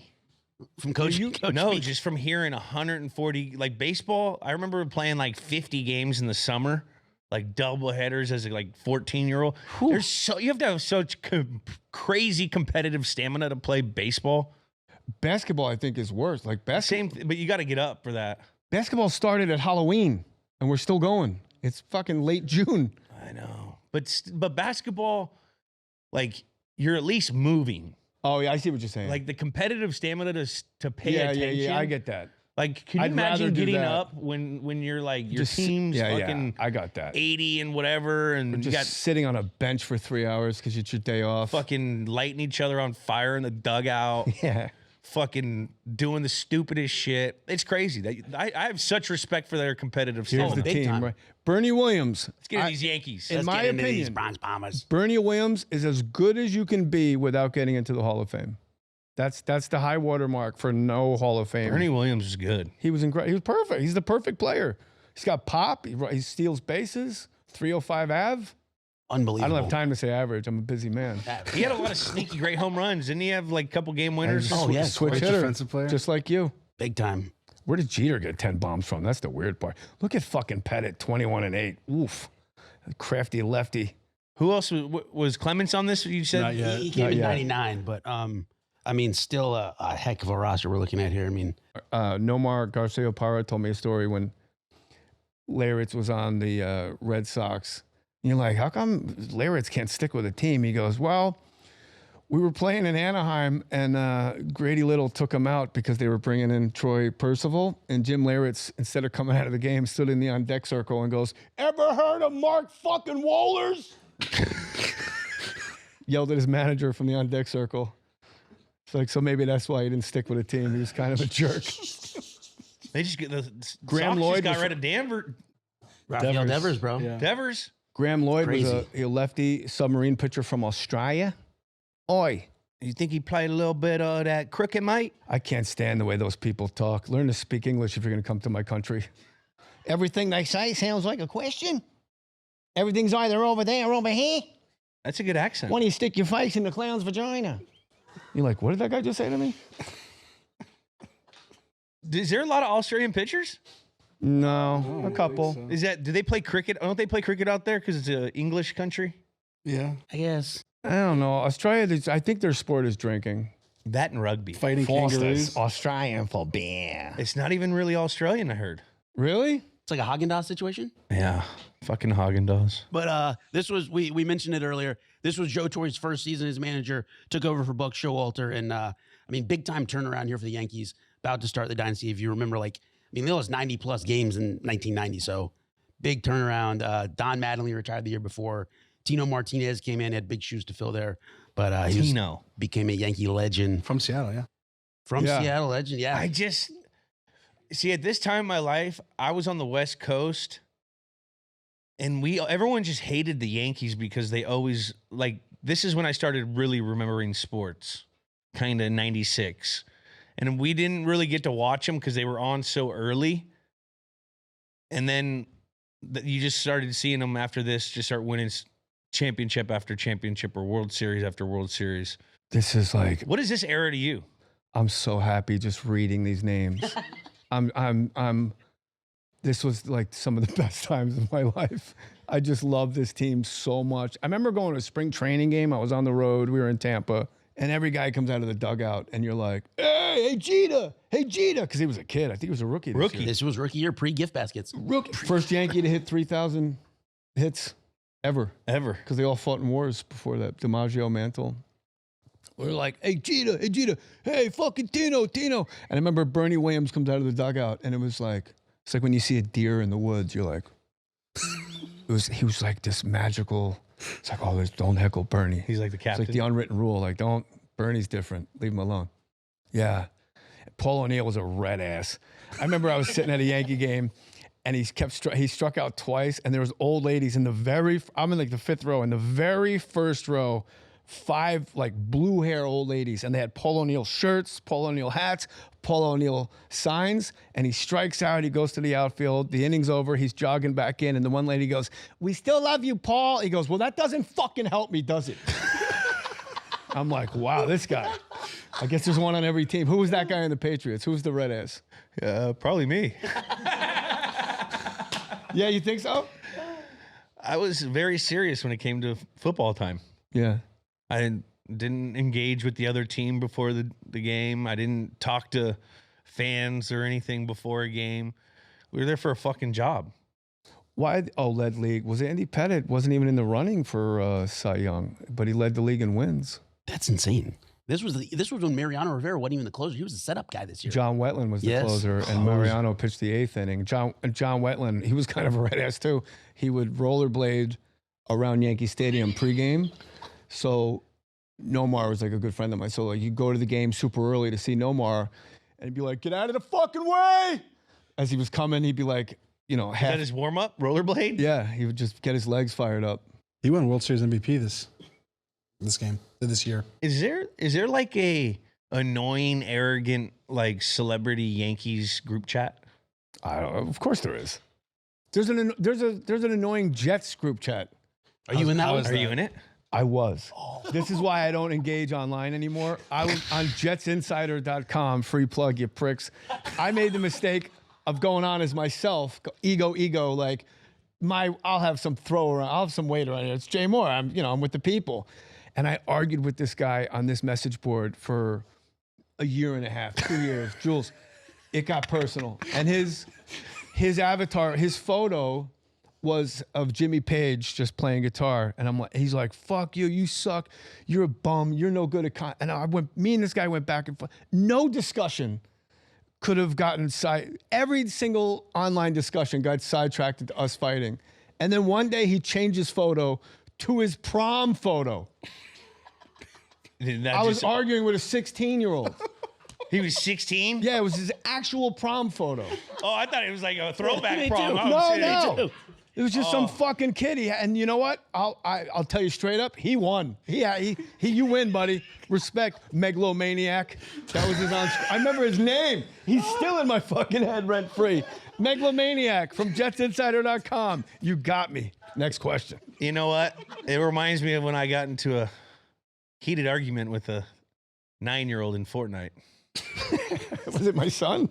Could have been. My son plays Fortnite with Puka Nakua.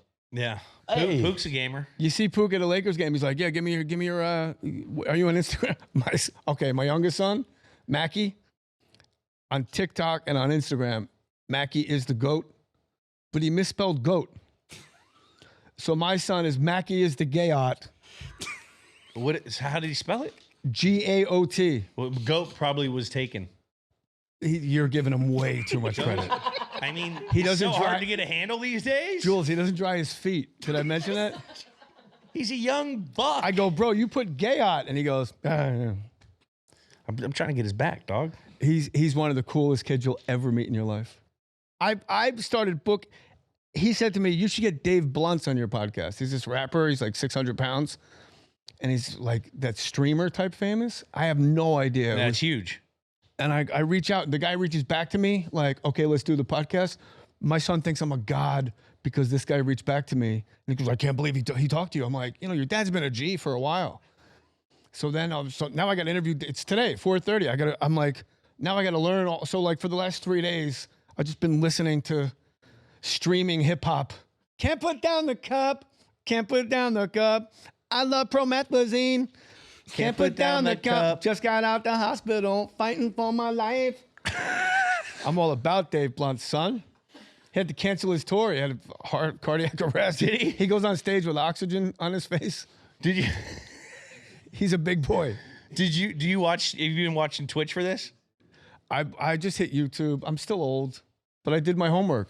Dude, Twitch is actually as stupid as it sounds. I don't watching even know people what Twitch is. Well, it's you're watching people play video games. Oh, my son does that all the time. As dumb as it sounds, it's pretty fucking entertaining. I love it. Can you talk shit to him? Well, yeah, they can type to you, and he can interact with people watching him. But all you're doing is watching his screen, him play video games while he's commentating, and there's like a picture of him as well. It is like the craziest concept to think why this would ever succeed. It works though. But I watched this Dr. Disrespect guy. He's fucking hilarious. Dr. Disrespect. Steve Howe suspended 7 times for cocaine. Hey, Doesn't make him a bad person. doesn't make him a bad person. I believe Ricky Bonas came from Seattle too. Wait, no, a Milwaukee lot of Brewers. people came Milwaukee How are Brewers. you Seattle. boys with Nomar? We met at the All-Star game at Jacobs Field when they opened Jacobs Field, and he was a rookie and nobody knew who he was. And me and Frosty were like, whoa, Nomar. So he just was appreciative, I think, that somebody was talking to him and his dad, Ramon. Nomar is Ramon backwards. And we just hung out all weekend and became boys. And then we saw him. Then he became Nomar. the guy. But you're a Yankees guy. Yeah, it doesn't matter. I remember once we went to the Yankee Stadium to watch him play Red Sox, Yankees. And then we waited for him. We took a town car back to his hotel. And then I believe it was Park Avenue, 1 a.m. We were playing catch on the street, like not on the sidewalk. We were on the yellow because there was no cars. Yeah. It was like a Wednesday night. Just like from like 23rd Street to 24th Street, just throwing bombs under the streetlights. I'm like, this is ridiculous. That's so cool. That's yeah, it was fun. bad. Oh He's a real dude, man. He's a great, great guy. Are there, he's kids with Mia Hamm, right? Yep. Are they going to be like, are they playing sports? I haven't talked to him in a while. Every once in a while, his dad, mom, or his sisters will reach out to me. But if I saw him, we'd be good. Legend, bro. Let's do word association with guys. I'm going to say a name. You give me a word. Oh, Pat Kelly, by the way, the second baseman. Yeah. Waited outside I was a grown man, like in my 20s. Wait outside Anaheim Stadium for somebody to show up, and Pat Kelly rolls up for the Yankees Anaheim, and I go, Pat, can I get your autograph? He goes, you don't know who the fuck I am. I go, Pat Kelly, number 14. He goes, fine. You're valid. Fucking putts. Fuck you, Pat Kelly. All right, let's start it out with Pat Kelly. Word association. Pat Kelly. Grinder. Wade Boggs. Chicken Man. Derek Jeter. Greatest of all time. Doc Gooden. First word? Cocaine. That's what popped into my head. Mariano Rivera. Closer. Tino Martinez. Lefty. My answers are lame, so you don't want the first thing that pops into my head. No, that's fine. I like these. Joe Girardi.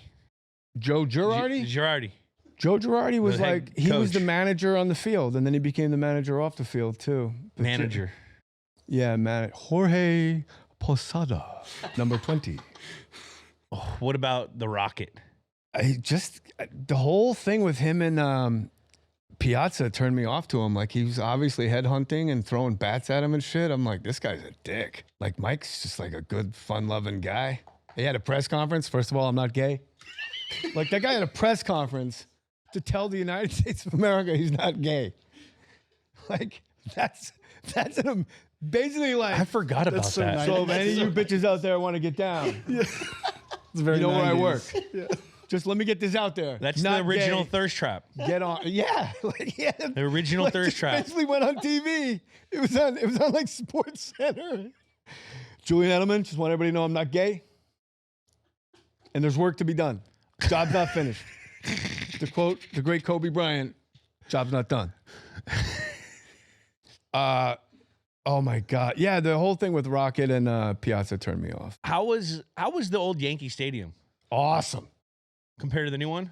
I've never been. I swear. Here's why I've only been to the new one. Here's why I don't root for the Yankees anymore. I remember being in Yankee Stadium this era, and there was talk they were going to tear it down and build a new one next door. And I said, if they ever tear this house that Ruth built, where Mickey Mantle and Roger Maris batted back to back during Roger Maris's night home, come on.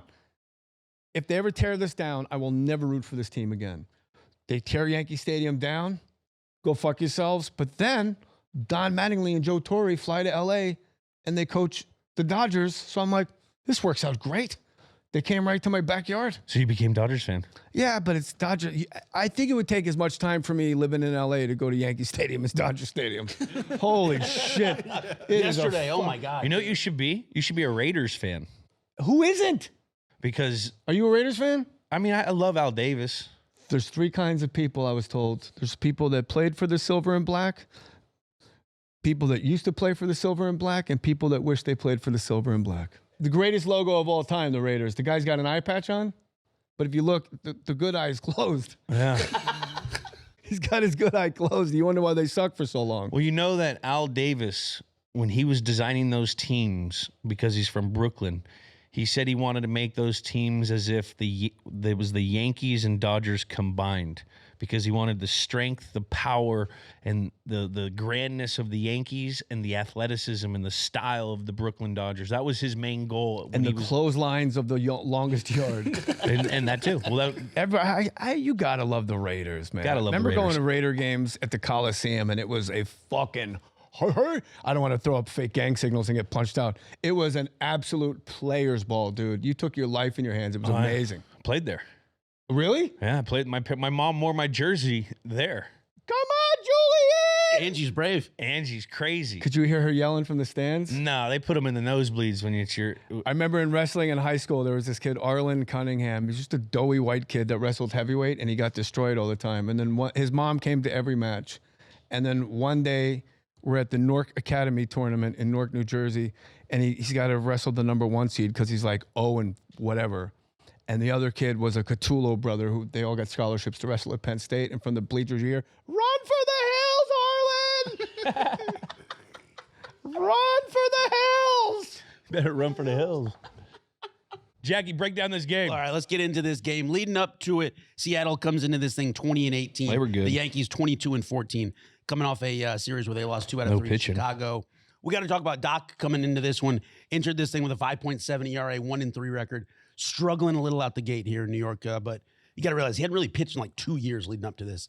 You got the strike shortened season in '94, suspended in '95, and now with the Yankees, first year. I forgot he was suspended for cocaine in '95. Yeah, for the failed drug test. These guys love the way that shit smells. Yeah, those guys.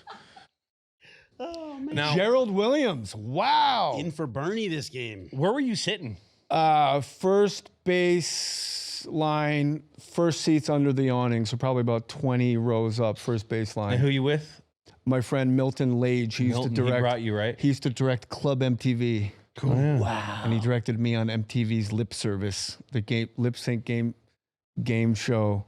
You know the difference between Gerald Williams and Bernie Williams? Gerald Williams retired with a lot of potential. Bernie Williams never had it. Wise. Well said. A lot of potential in that Gerald Williams. That's a terrible word for an athlete. Yep. Comic too. It's a lot of things, probably like everything. Do you have a superstition when you're at a game or when you're watching a game? Especially a no-hitter. No. You have a jersey you wear? Do you wear a jersey? No. What are you wearing to the game? Hat? Are you wearing? I mean, it was the 90s, probably some parachute pants and like a Who Farted t-shirt. Which Drip. Opie and Anthony t-shirt. I've never worn a New York Yankees hat, but I will argue that it is one of the most visually pleasing looking Yeah. hats. Yes. It sure is. That Iconic. and I hate the Dodgers, but I think that they have also a really cool hat. Was this in May? This was in May 14th, yes. Nice little nippy Wind night. blowing right to, yeah. Yeah. And we get some fireworks early in this one with Doc walking Darren Bragg to start the game. Then you got the long line out. A-Rod lines out to center. Gerald Williams, one of the best catches you'll ever see. Throws his glove up over his head, snags that thing, throws it back into the infield for a double play, and we're out of the first. That was a crazy play. Insane sequence. That was like a Willie Mays catch Yes, at a high point, and then you get that double play out of it. insane. And then we're rolling from there. You get to the sixth. The Yankees get knock in 2 runs, up 2-0. That would be it for the scoring department in this game. How about 6 walks? Yes, 6 walks, It 5 was a very strikeouts. imperfect Yes. no-hitter. This was Well, not he a had perfect 2 game. guys. He had a guy on after that big hit in that first that he Yeah, walked. It was scary. I mean, then you No, get I'm to saying Doc walks 5. That's what I mean. Yeah. Martinez had some deep shots to center that Williams was snagging again. This is the most unlikely lineup to Yeah. no. It's insane. I'm so happy just looking at these names. wild 134 pitch outing. Cole O'Neill batting third was never a good idea. Like, what are we doing? And where's Jeter? 9th? One thing about Joe Torre, he didn't get locked in. He learned. Like, Jeter went to lead off pretty quickly.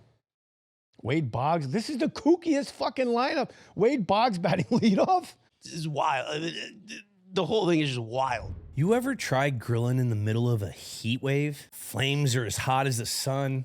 Feels like I'm cooking next to a grill. That's when it's a good time to choose, chill, and crack open an ice cold Coors Light. Summer's packed with work, family, and way too many group chats.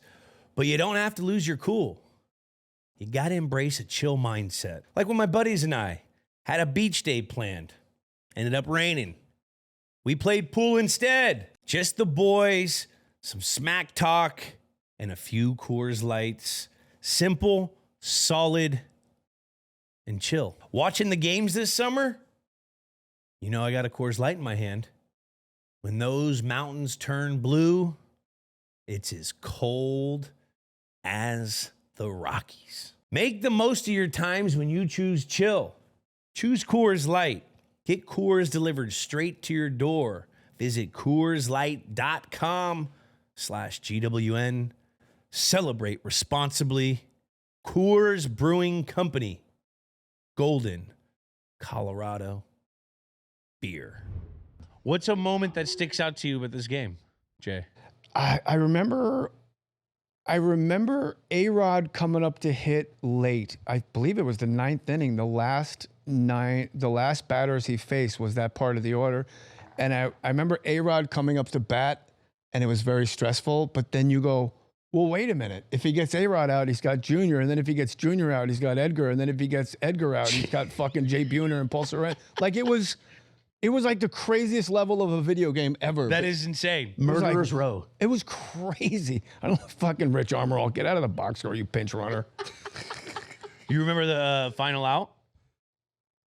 I don't. The pop-up to your boy. Paul Which point? Sorrento. Jeter. Must have hit it 100 feet in the air. Jeter had the pop out to shortstop. Incredible. How about there's a guy on third when he's celebrating? It's incredible. I mean, There was always runners on. It was so weird. the last inning was like, cardiac arrest city over here. It was like walks A-Rod, then you get the ground out to first from Griffey where Paul O'Neill is or Tino Martinez literally dives to first to touch to get him out. Like if I remember, diving. Griffey had like a horrible. It was like a very weird Griffey game. Like he was just garbage. It was very weird. And then you get a wild pitch. So you got another walk and a wild pitch. So you got runners on second and third, one out. It's like And he threw like 140 pitches. insane. Nowadays, 140. They just left him out 40 there. years old. It's like he does cocaine. He'll be all right. Hey, you want to cook that Coke? You going back out? You want to warm it? Let me warm it up for you. Hey, Doc. I'm from Boston now. Let me warm it up for you, Doc. You got to go back out there. Freebase it. Insane. I remember Jim Abbott's no-hitter was on 4th of July. It was the first one since then. 1993, the 4th of July. A-Rod won the AL batting crown. First shortstop to win it in 56 years. New York quick Yankees. bow on that game. 2-0, no hitter, 7 hits for the Yankees, 5 strikeouts, 6 walks for Doc. The only no hitter of his career. He'd had a 1-hitter before this, the Cubs back in the 80s. But I mean, just an all-time legacy game. It's amazing he never had no-hitters with the Mets.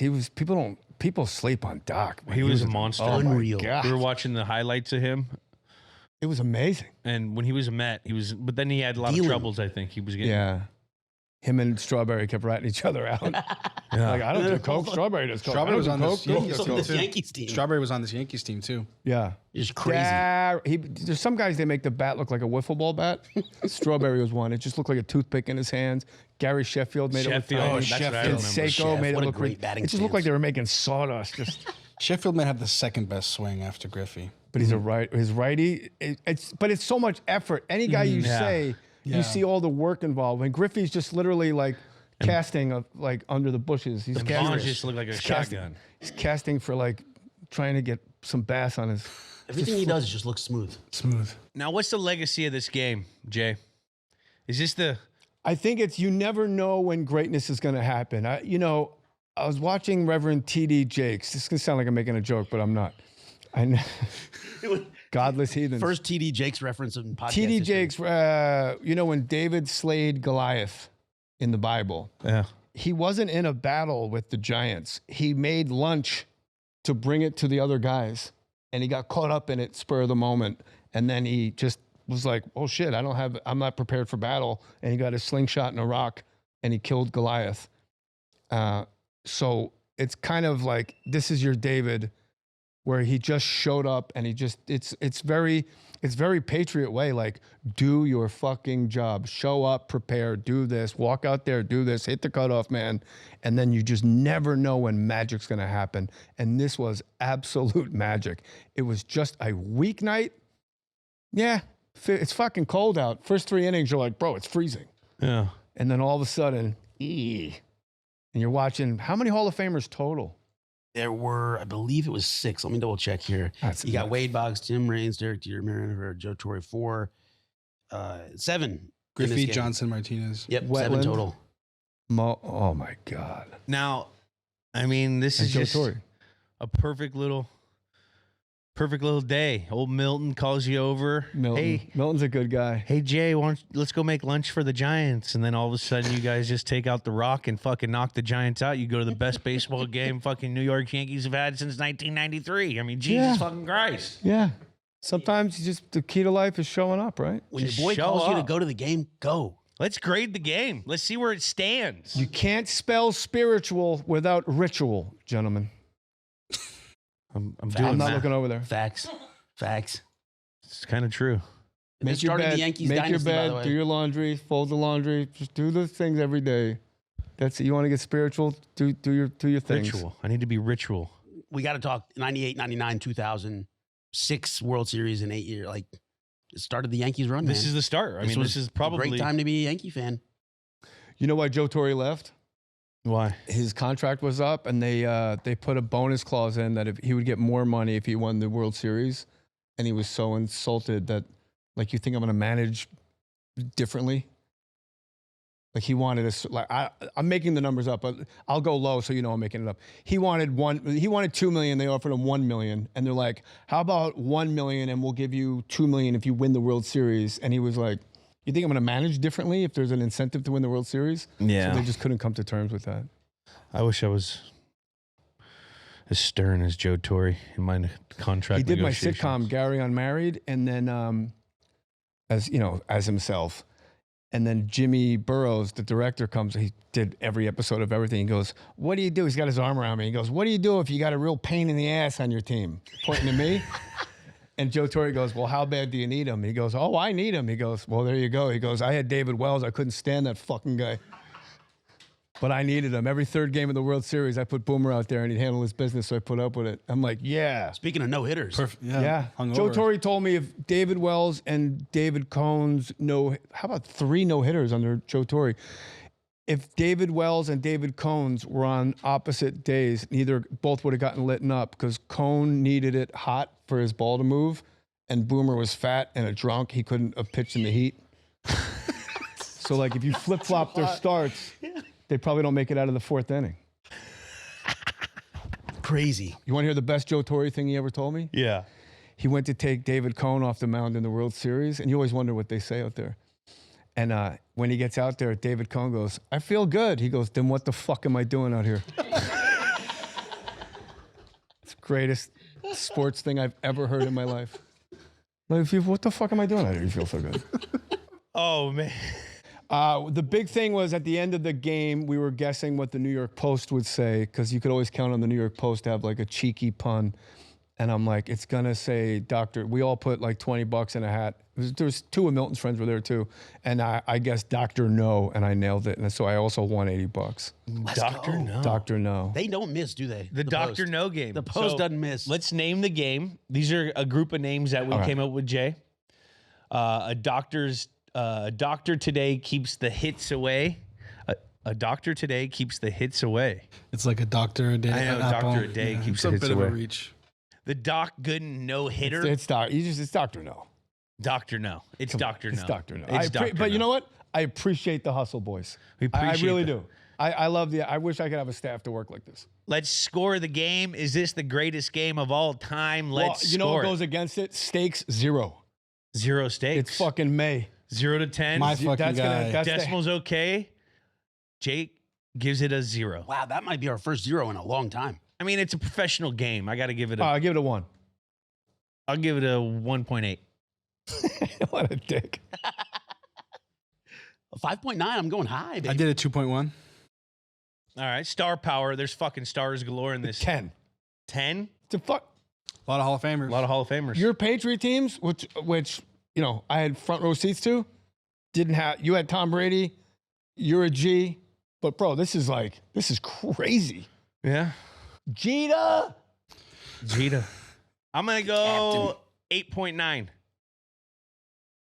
Actually, a 9. Oh, I went 8.9 as well. I got to go Jules. 9. You're going 9, Jules? Yeah, I got to go 9. All right. There's There you fucking go. everyone on this team. Both teams are It's good. not. Jack at 8.9, Oh, I it's had fucking. 9.1. What's keeping you from 10? 9.1. Because there's no perfect There's no anything. perfect.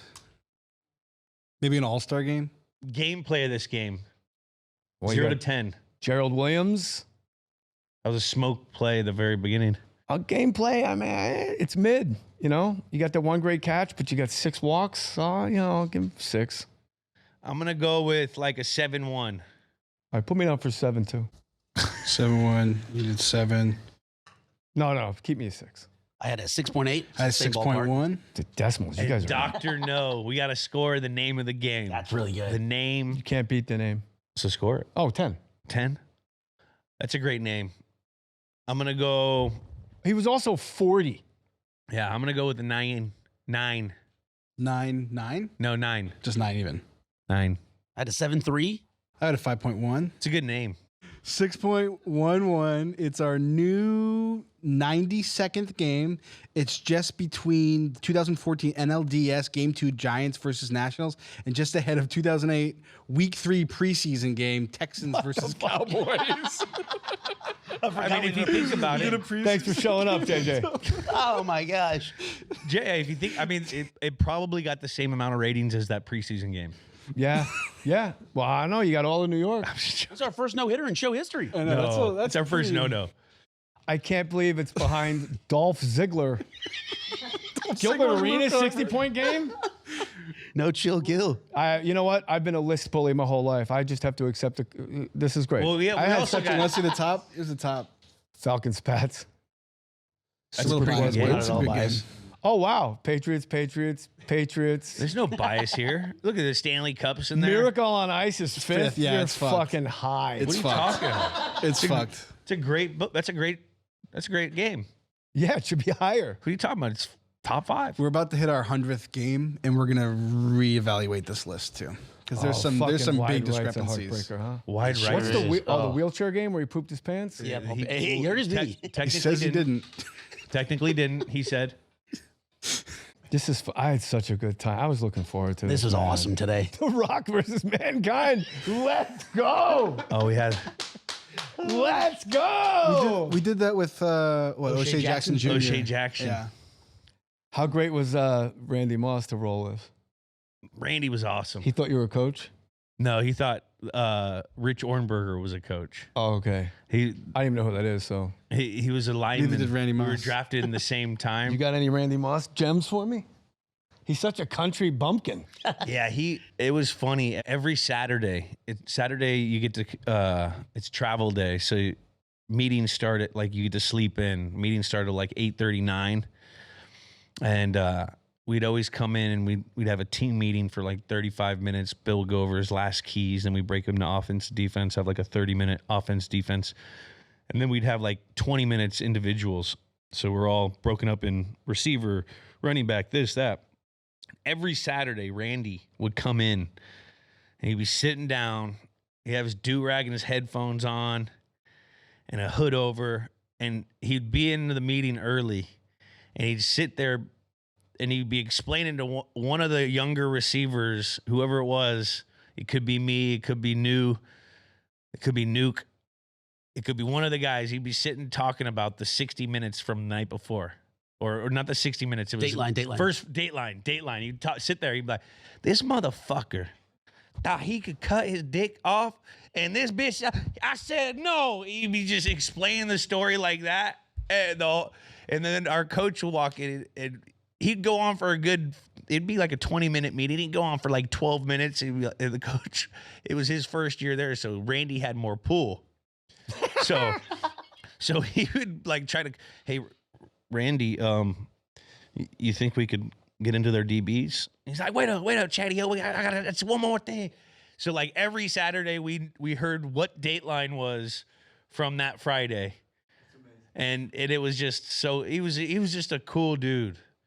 Like he would bust my balls because I was a rookie. I played with him for 2 years or 1.5 years. And you know, he wouldn't show me love in front of the boys, but when the boys weren't around, you know, I used to have to go get the food for a travel day, and like I was a 7th round guy, so I didn't make any money. He'd always give me all the money and stuff because usually the rookie has to pay for it. He'd always look out. He'd look out when people weren't looking, but he'd kind of big bro it. He's in my GOAT discussion. Oh, he's definitely a top I'm with you there. 3. 2. Top 2? Him and Jerry. Who else is up there for you, Jay? Wayne Corbett. We just had Keyshawn Johnson on the show. It was fun. The Jets had like 3 years in They the had 90s that- with those were- Parcells. We had real small Smurfy guy. It was Lavernius Cole, Santana Moss, Wayne yeah. Corbett. So Lavernius was the tallest at 6 foot, but they all blocked their dicks off. Yeah. They were nasty. Charlie Weiss. Yeah. Get him in there. You better get that fucking force. That safety's in there. Go blow him up. Better get that 4. Force. What? Force. The Go force. hit that A gap. Got to hit the A gap. Come on. Block harder. Guys, See, that's they keep scoring. right there is when I learned what a good coach was. Because when I got to a team that had good coaches, I stopped hearing that. You got to block harder. It was, hey, you drop your right foot, you put your right hand in his chest plate, you get your, like it was explaining the technique instead of explaining for effort. So when you said yeah. Belichick had his final keys, Yeah. did he give you things that were actually accessible and you could access mid-game? He would give us he would show like the 40 play cut up of the team we're playing, of our play, and maybe trends around the league that were going on at that time. Look, fellas, some guy, took his helmet off the week before, got a 15-yard penalty. Look, we don't need this fucking shit. He would put the 5 penalties where guys got their helmet taken off and got a 15-yard flag. If you got a problem, just get off the fucking field. That's how he would do. So, you knew in a fighting situation, we can't touch a ref. You can't pull him off a pile. You can't pull your guy off the pile. That's 15 yards. Yeah. It was a reminder cut up. Or offense. Look, we need to be inside out. And he's showing a play of Dominic Sue or something where he's blowing up and they're not chipping him. We need to fucking, little reminders. He would do stuff like that. Now, receivers. Look, if we have a crew that's going to hold, these guys are going to hold you. Okay? They hold. So don't bitch at the receiver or this. Do business as business is being done. Okay? So if you see how the ref's calling it early, we go on, we go. And we go. He would give us those kind of reminders. Little things with the protections or a coverage, little things that he looked at overall on the whole team. And then each offensive and defensive coordinator would have their own keys when we break up, and we do that same kind of thing. What's something where it unfolded in the Malcolm Butler interception? I understand they went over. Yeah, he would say shit like, look, what's something fella, you experienced on game speed? You went, oh shit, I know exactly what to do here. Yeah, I remember one time he said, look, fellas, there's going to be an opportunity for us to run one back this game.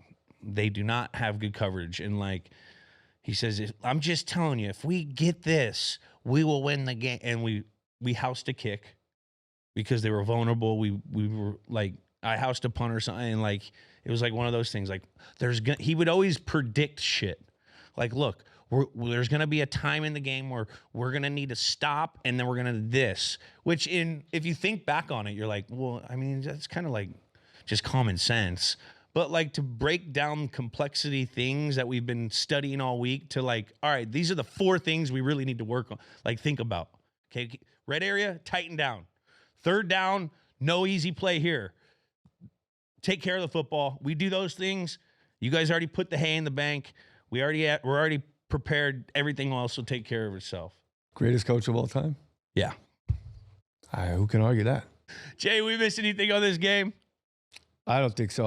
I can't tell you what a great time I had. That was, talk about memory lane. I got fired up watching that shit. This was a fun game, and I feel like baseball's coming back. And I thought you were gonna come on and do a Jets game, I was getting excited. Why the fuck's he doing a Yankees game? But then when you told us the game, I started doing the research. If I was gonna do a Jets game, I would have done Curtis Martin taking the lateral and then throwing the touchdown to Wayne Corbett on Monday night in Miami in the rain. Hell yeah. And then Wayne just handing the ball to the ref. Act like you've been Scrappy Jim Rat. Wayne would have been a great Patriot. He would have been. Well, I mean, that was he's also a friend. I keep mentioning him because he's my buddy. Yeah. Well, he played kind of Patriot football with Parcells and all that shit. He said Parcells, if you were a rookie, he was the most motivating coach in the world. On year 4, you want to fucking strangle him. Yeah. So when he got his new contract, every time he walked in a room, he'd stop and go, "Hey, it's the great Wayne Corbett, everybody. You know he just got paid?"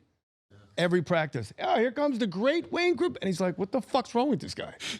I'm in year 6. Why is he fucking with me? The more popular you got and the more money you made, sometimes in that coaching regime, they wanted to bring you down. Did Bill ever play mind games with you? No. What? we already been here for 2 hours. Oh, okay. That's all he did. I mean, those guys are mastermind guys. They know how to get the best out of their guys. One of the best my wrestlers ever wrestled was we were at a tournament somewhere in I don't know, LA, so good. But I had a really young squad, and I was at Palisades High, and we were young, but we were going to put 2 guys into states. And I go, man, fuck it. I'm just sitting, you got to wait in the bleachers all day, match here, match there. 8 in the morning, 2 in the afternoon. I go, guys, come here. If we roll up these mats and we just fucking throw hands, which school do you think's winning? And they're like, I think we would. I go, I'll fuck him up. I point to the coach. I go, I'll fuck him up. Can you fuck him up? And they just got him thinking street fight. And they went out there and they were just like, rah, just mauled guys. Like, I go, yeah, fuck these guys. And that's the best thing a coach can do is get his players up. Now they all do it differently, but the best ones can get guys up. I love coaching. I remember once we went to this, I was coaching Beverly Hills High. Ryan Faintich was the head coach. We went to this tournament called Freak Show in Las Vegas. Big deal. We take buses out there and they all take a shit. They're just deer in the lights. It's huge. It's like Karate Kid final scene big. And we all fucking take a dump, stalling, getting called for stalling. So Monday, we're back in town. Monday, we show up to the wrestling room and coach is standing there. The door to the wrestling room is locked. And he goes, what are you guys doing? We're like, you gonna unlock the door? He goes, why? So we can practice? He goes, well, you guys showed you don't like to wrestle, so we're gonna spend a week on the track. And we go down on the track, but he brings all the free weights down to the track, and he had these guys running, holding free weights. He goes, you're gonna fucking beg me to wrestle. Yeah. He had them doing, lawnmowers when you grab the guy's feet. And the nurse came out and said, you can't, this is abuse, because their hands were bleeding on the artificial turf. Yeah. He goes, you can't have them do this on school property. He goes, fine. Pico Boulevard, the entire wrestling team doing wheelbarrows up and down Pico Boulevard in Beverly Hills. He goes, and then by Wednesday, they were like, I watching it, I was like, this is really like bad. Like, and he goes, and then finally one of the captains goes, we're really gonna wrestle. It was these two twins, the Chris and Art, I forget the last, but there was twins and they came up to him and they're like, we're really gonna wrestle. We'll make sure everybody wrestles.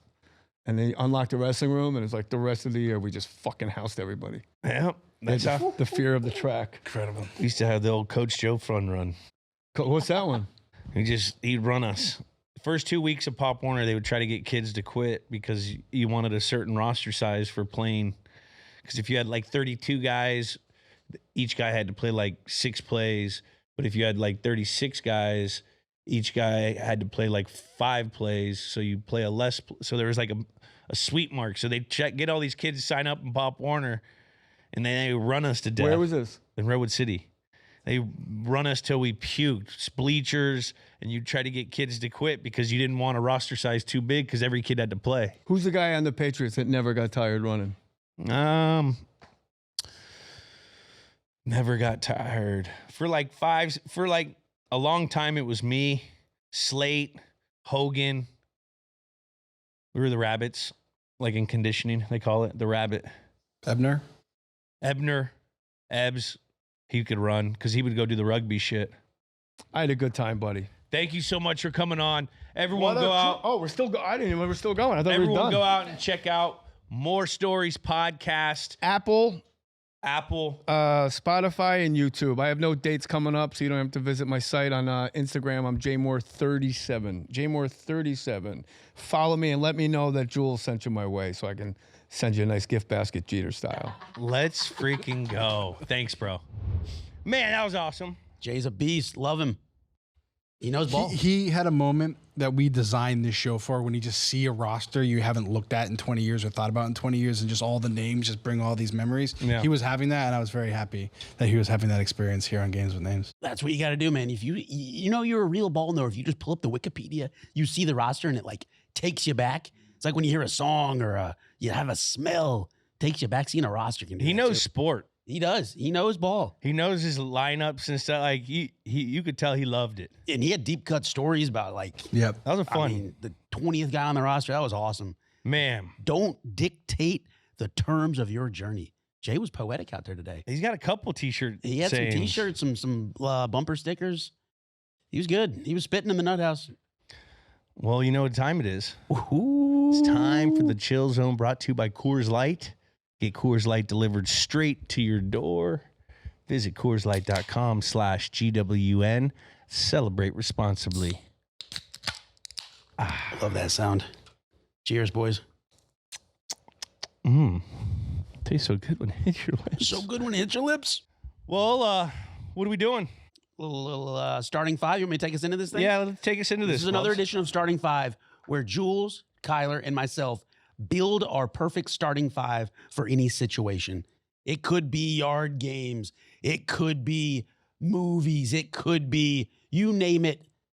we can build a starting five for any situation. And today, it is movies, and we're talking sports movies Ooh. in honor of Bob Sugar in one of the best sports movies Bob of all Sugarman? time. Bob Sugar. No man on this thing. I said We're not Sugarman. searching for anybody here. This is He Bob looked at me and Sugar. said just sugar. It's just sugar. Yeah. This ain't no searching for Sugarman. This is Hey, this is great Bob- movie. Watch it. This no is Bob spoilers. Sugar. Watch Searching for Sugarman. One of the Great best documentary. portrayals of an agent all time, right up there with Stevie Grant. I know everyone's going to say Ari Gold, you casuals, but the real heads know. Who's Stevie Grant? Dude, Bob Odenkirk and Larry Sanders. Come on, bro. Oh, Very good. Very good. I didn't watch that this decade. Today, we are building a starting five for the ultimate sports movies. Kyler will draft his five, Jules will draft his, and I will draft mine. This is a snake draft. Kyler, you need to keep us on the tracks. Snake drafts confuse me. Me too. I am easily We got a lot of confused. heat in the comments for how little you guys understood snake drafts. get Well, it. every time I'm doing a snake It's draft, I back have and the forth. I know I have right? the scroller to help me when I'm doing it on my fantasy website. Here, I don't have the scroller. So if you pick first in one round, the next round you pick last. And it just goes back and forth. It's nah, like a dude, I'm snake. calling bullshit.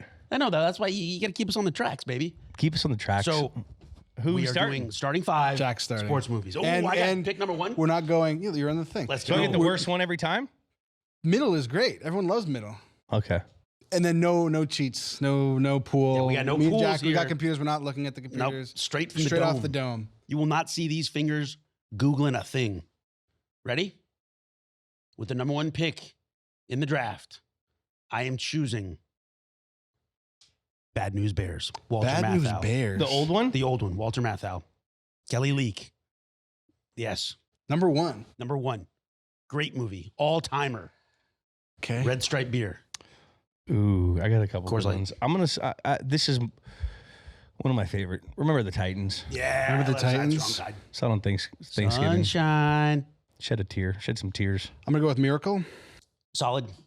And I go Solid. again. So Kyler goes again. Snake I'm gonna draft. go with Happy Gilmore. Wow. Good one. Yeah, Tough you to guys beat are that one. so fucked again.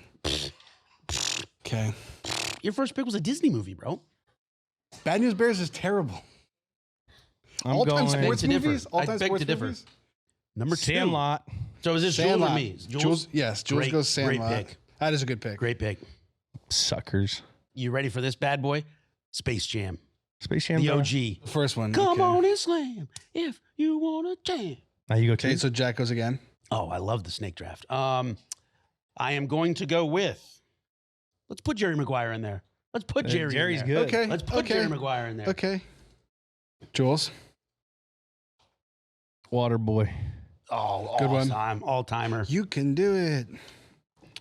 Oh no, we suck again. We were just talking about Henry Winkler, Yep. Yes. the Foz. Put him in a Coach, bucket hat. Drawing Nice up clue. fucking We had hat. that. Drawing up plays in his little notepad. Notebook. I'm gonna go with Moneyball, Solid. Solid. all-time film, and I'm gonna follow that up with Slapshot. Shout out Paul Newman. I like it. Ooh, for me. Program. Ooh. Underrated. Underrated. Number 4, I'm going with The Fighter, baby. The Shout out Fighter. Mickey Ward, Dickie Eklund. David O. Russell. Don't do it, Dickie. Don't do it. The Fighter was good. Fighter's great. Mark Wahlberg. Marky Mark. Oh, again? Yes. Snake draft. I love the snake draft. Yeah. You gotta love Imagine the a snake, snake baby. goes back and forth. Yep, you gotta love the snake. How about this one? Let's hit the course, baby. Let's go Tin Cup. Tin Cup. Great. Yes. I mean, Costner. He could be on a Costner. Does few. he- oh man. Got to go Days of Thunder. Oh yeah. The NASCAR Tom folk. Cruise. It's fucking think one of that the I'm best. Tom Cruise. I can't not watch that movie. Hey, he hit me. No, Cole. He rubbed you. And rubbing is racing. John C. Riley. 2 NASCAR movies. 2 NASCAR movies. Talladega lot of Nights people could can be say that. interesting here. Ooh. Serious. I'm not role. going to go Talladega Nights here, but that could be interesting. Could be. What else do we got here? Hoosiers. Classic. Ooh, Kyle, you got a lot to choose I'm not from going to here, go brother. Hoosiers. All right. Longest Yard. Ooh. Good I'm one. not going to go Which one? Longest Yard. Would you go original? The remake to Sandler. Really? Not Burt Yeah. Reynolds? I think so, just because of an era. But I'm going to go with Caddyshack. Ah, great pick. Great pick. Good. It's good. I fucking roasted both of you guys We again. get honorable Tyler mention. with 2 golf movies in his top 5. Do you want to do? In We his can do starting honorable 5. mentions. 6 man of the year? 6 man. All right. Okay, then I go again. Rudy's in there, although I heard Rudy was a prick. But I do like Vince Vaughn and Jon Favreau. It's a great movie. Great movie. Yeah, but I heard all-timer. heard he's an asshole. Hey, the story is good. The Yeah, movie's great good. story. Vince Vaughn was credited as Vincent Vaughn in that movie. Fun fact, if you read the credits. Young man. I I'm hadn't Spry. think past Vincent. surprised no one said draft day yet. draft day. Draft day. Well, it might be on the clock. The pick is in. I'm just gonna go with Hoosiers because I can't think of anyone All else. right. Gotta go Field of Dreams. Wow, if you build it, They will come. they will come. Have you watched that recently? Yeah, it's amazing. Like most of it is just like a road trip movie with fucking Yeah, James Earl bro. Jones. Yeah. It's a great movie. And you know, it's not They Will Come, it's He Will Come. Yeah. It's his dad. Yeah. Nah, everyone, the zeitgeist has made it wrong. It's a real Luke. Mandela effect. It's like Luke, I am your father. He doesn't say that. Luke. What does he say? He just says, I am your father. Oh, Mandela effect? Or is it me? I am your father. I think mine's like got a little bit of everything. I like yours, Jules. I like You it. do, Tyler's Jack? got some good You ones, do, too. Jack? You don't say. I got Yeah. real action. I'm not coming out attacking other people's. I'm trying to build them up here. Tension makes for great No entertainment. NFL movies for me. How about this Football one? movies are lacking in general. Any Given Sunday is good. I'm not Any going Given with Sunday? it. I'm not Okay. going with it. That's a great I'm movie. going. It's a great speech in an okay movie. That's a good movie. I'm going with. This is I'm surprised no one has said this yet. Rookie of the year, man. I was just thinking about Rack it. of the year.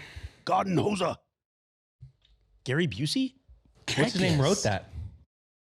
Oh yeah, Daniel Stern. Yeah. The Wet Bandits. Mr. Brinkman. Yeah. Caught. The He Sticky got Bandits. caught, yeah. The Wet Bandits. I the like Sticky Jax Bandits. too. Kind Yeah. of. We got a lot of good ones here. This is, I mean, Now we just got to say something because people are yelling at their TVs right now. what? There's just ones we've missed. Oh, yeah, of course. I mean, You could go countless. Rush. I was Rush, gonna put like Rush in. Mike. I was gonna say I like love Mike. that. I love race car movies. Dodgeball. Dodgeball's great. Major League. Oh yeah, Friday Night Lights. Major League, Friday Night Major League, Lights. Bull we messed up. Durham. See, I like to remember the Titans more than Friday Night Lights. Seabiscuit. White Men Yeah, Can't same. Jump. But the Friday Night Lights, when I was in high school, so like, Like you were kind of like living it, low key. yeah, we were not really, not like that. The Those Natural. boys over there. Yeah, Permian, bruh. That A League of Permian, Their man, Own. they love that football there, man. Hey. Varsity Blues. Mojo. Varsity Blues is great. Love and wanna win, Basketball. Papa? Love and Movie. Basketball is one of my. I should have put that on there. Hoop Dreams. Mm. $1 Million Baby. Okay, now we're getting, Cool Runnings. Cool Great ratings, John movie. Candy. Raging bro. Bull. Fuck. Yay. Oh, Blue Chips. Oh. 8 Men Out. Hurricane. Man. The Rockies. Karate Kid they're including. We Rocky. didn't. Oh my god. Any of the Rockies. Wow. I need to Gone build Rocky 1 through 4 and had Might need better to build a list than you starting did. 10 for each of us. Man. The comment section is going to be going nuts. Creed. Pumping Iron. You go documentary. Wow, Doc. Wow, I didn't think about Doc. 100% Julian Edelman. Thank you, Jack. My boy. Hey, I like that movie. Well, that was fun. Thanks. That was fun. Any other? Oh, Bull Durham. We didn't say Bull Durham. Yeah. Fudge. You just for the love of the game. Love that Yes. movie. I watched that They're recently. calling the Big Lebowski. We're calling the Big Lebowski a sports movie. Oh, God. Shut When the there's bowling. Oh, I basketball. draw the line That at creep Kingpin. can roll. I draw the line at Kingpin. there. Kingpin. Basketball. Basketball gotta be in there, man. Kingpin's You awesome. guys rip on me 1 or 2 or 3 more times, I'm out of here. Squeak. Little Creep bitch. Or your can mom's roll. going out with squeak. Basketball was like very formative for me, I feel like. Free Solo. Does that count? Yeah, but it's not that fun. Yeah. It's more Guess like that's true. anxious. Yeah, it's, it's like- just it's terrified like- the whole It's an time. anxious movie. It's like me counting like Uncut Gems as a sports movie. Like I'm Yeah, Speaking The of anxious. Wrestler. That movie's so Blue Chips. Randy the Ram. Blue Chips. That was a great one. Yeah. Neon, bro. Shaq. He got Ford versus game. Ferrari, Oh my Creed. god, I love that Denzel, movie, bro. Ray Allen. Jesus Shuttleworth. That's literally one of I love Denzel in sports movies. What else is he in? The two favorites. He got game and Remember the Titans. Remember the Titans, yeah. Those are two good ass sports movies. Honestly. I, Tanya's good. Shout out Paul Walter Hauser. Shout Oh, out Paul yeah. Walter Hauser. All right, cool. So let's just say them real quick. Jack, what's your team? Let's go, baby. The definitive starting 5 here. Bad News Bears, Space Jam, Jerry Maguire, The Fighter, Tin Cup, and Rookie of the Year. I'm pleased with that. Yours is definitive. Mine is always ongoing. But for mine today, remember the Titans 1, Sandlot 2, Waterboy 3. 4, the program 5, Days of Thunder. and 6 man off the bench, Field of Dreams. I like that. Okay, mine is A Miracle. little bit of everything, you know. I hit a little bit of, you know, heartfelt, child fun, Sound like a classic. comedy, real life experience, Days of Thunder. Program is just like, I remember watching that like, oh my God, this is college football. It's fucking crazy. And then Field of Dreams, just want to feel good. I want to play catch with my dad. In the cornfield. Cornfield, Iowa. And then my list is Miracle, Happy Gilmore, Moneyball, Slapshot, Caddyshack, and then honorable mention, Hoosiers. I love it. Man, the fact Blow us up. Blow us up in the The comments. fact Let's no one hear it. even, we didn't even say Mighty Ducks. I was going to Whoa. say that after you had, because I saw he had all the hockey. I'm like, do I want to throw a hockey Mighty up in there Ducks. and blow up Think his about it, little... bro. So I'm just pulling up the list here right I now. saw a meme the other day that was like, I think it's like if you watch a movie in reverse, it says a certain thing. And there's the meme that's like, if you watch Mighty Ducks in reverse, it's a team so bad, it makes a guy turn to alcoholism. Oh my gosh. Oh my gosh. Yeah. Your punishment for a DUI, be around a bunch of kids. Mighty Ducks. And we don't have to worry about DUIs because as Coors Light fans as we are, we always celebrate responsibly. That's right. That's right. And that was Chill Zone thanks to our favorite beer, Coors Light. Get Coors Light delivered straight to your door. Visit CoorsLight.com/GWN and celebrate once again responsibly. Well, what a game. That was a fun game to go down memory lane with. Great baseball. That was baseball. Baseball's kind of back, though. I went to that Dodgers game. That was really fun. Shohei's going to pitch, I think. Shohei's, Tonight. by the time we dropped this, he could have been pitching. Too fast almost. Too fast. You know Game what? went by so fast. Let me give a little something about this Dodger Stadium, okay? Let him know. Really cool. Like that 50s, 60s vibe. Really cool stadium. Super Dodgers dog, all beef. Really pretty good. Pretty good. I got one thing. We can't bottleneck 9 lanes to 2 in trying to enter this thing with no supervision. We're bottlenecking, and it's like war out there trying to get into this goddamn stadium. Boy, that merge was something else. You know what? And I will say it was against the Giants, and we are Giants fans growing up. So I brought Lily. She's wearing an orange little shirt, wearing her little Giants hat, doing the Go Giants Go. Respectful fans. They not one chirp. I was going to say, I didn't even. Not one chirp. Not a single chirp. Really respectful. I was They didn't chirp us at pleasantly all. surprised. No. I was ready to throw hands in the parking lot. I wasn't. Shit. But it was a fun experience. Dodger Stadium was pretty cool. It was awesome, man. I had a great time. Shohei does bring electricity. It really was. It's one of those, like, you got to stop and realize, like, 50 years from now, you'll be telling your grandkids, like, I saw Donnie play in person. Yeah, we He's saw one of those kind of guys. Saw him twice. That was incredible. Well, that's been another episode of Games with Names. Subscribe on Apple Podcasts, Spotify, or wherever you listen to podcasts. Comment a game you want us to do. And remember, Rate and review. leave us a 5-star review on Spotify while you're there. Remember to follow Games with Names on YouTube, Instagram, X, TikTok, and Snapchat. Leave a comment on the YouTube full episode. We read the best ones in future episodes. I'm coming. Leave a message on the old hotline at 424-291-2290. And we'll see you guys next week. Games with Names, a production of iHeartRadio. For more podcasts from iHeartRadio, visit the iHeartRadio app, Apple Podcasts, or wherever you get your podcasts.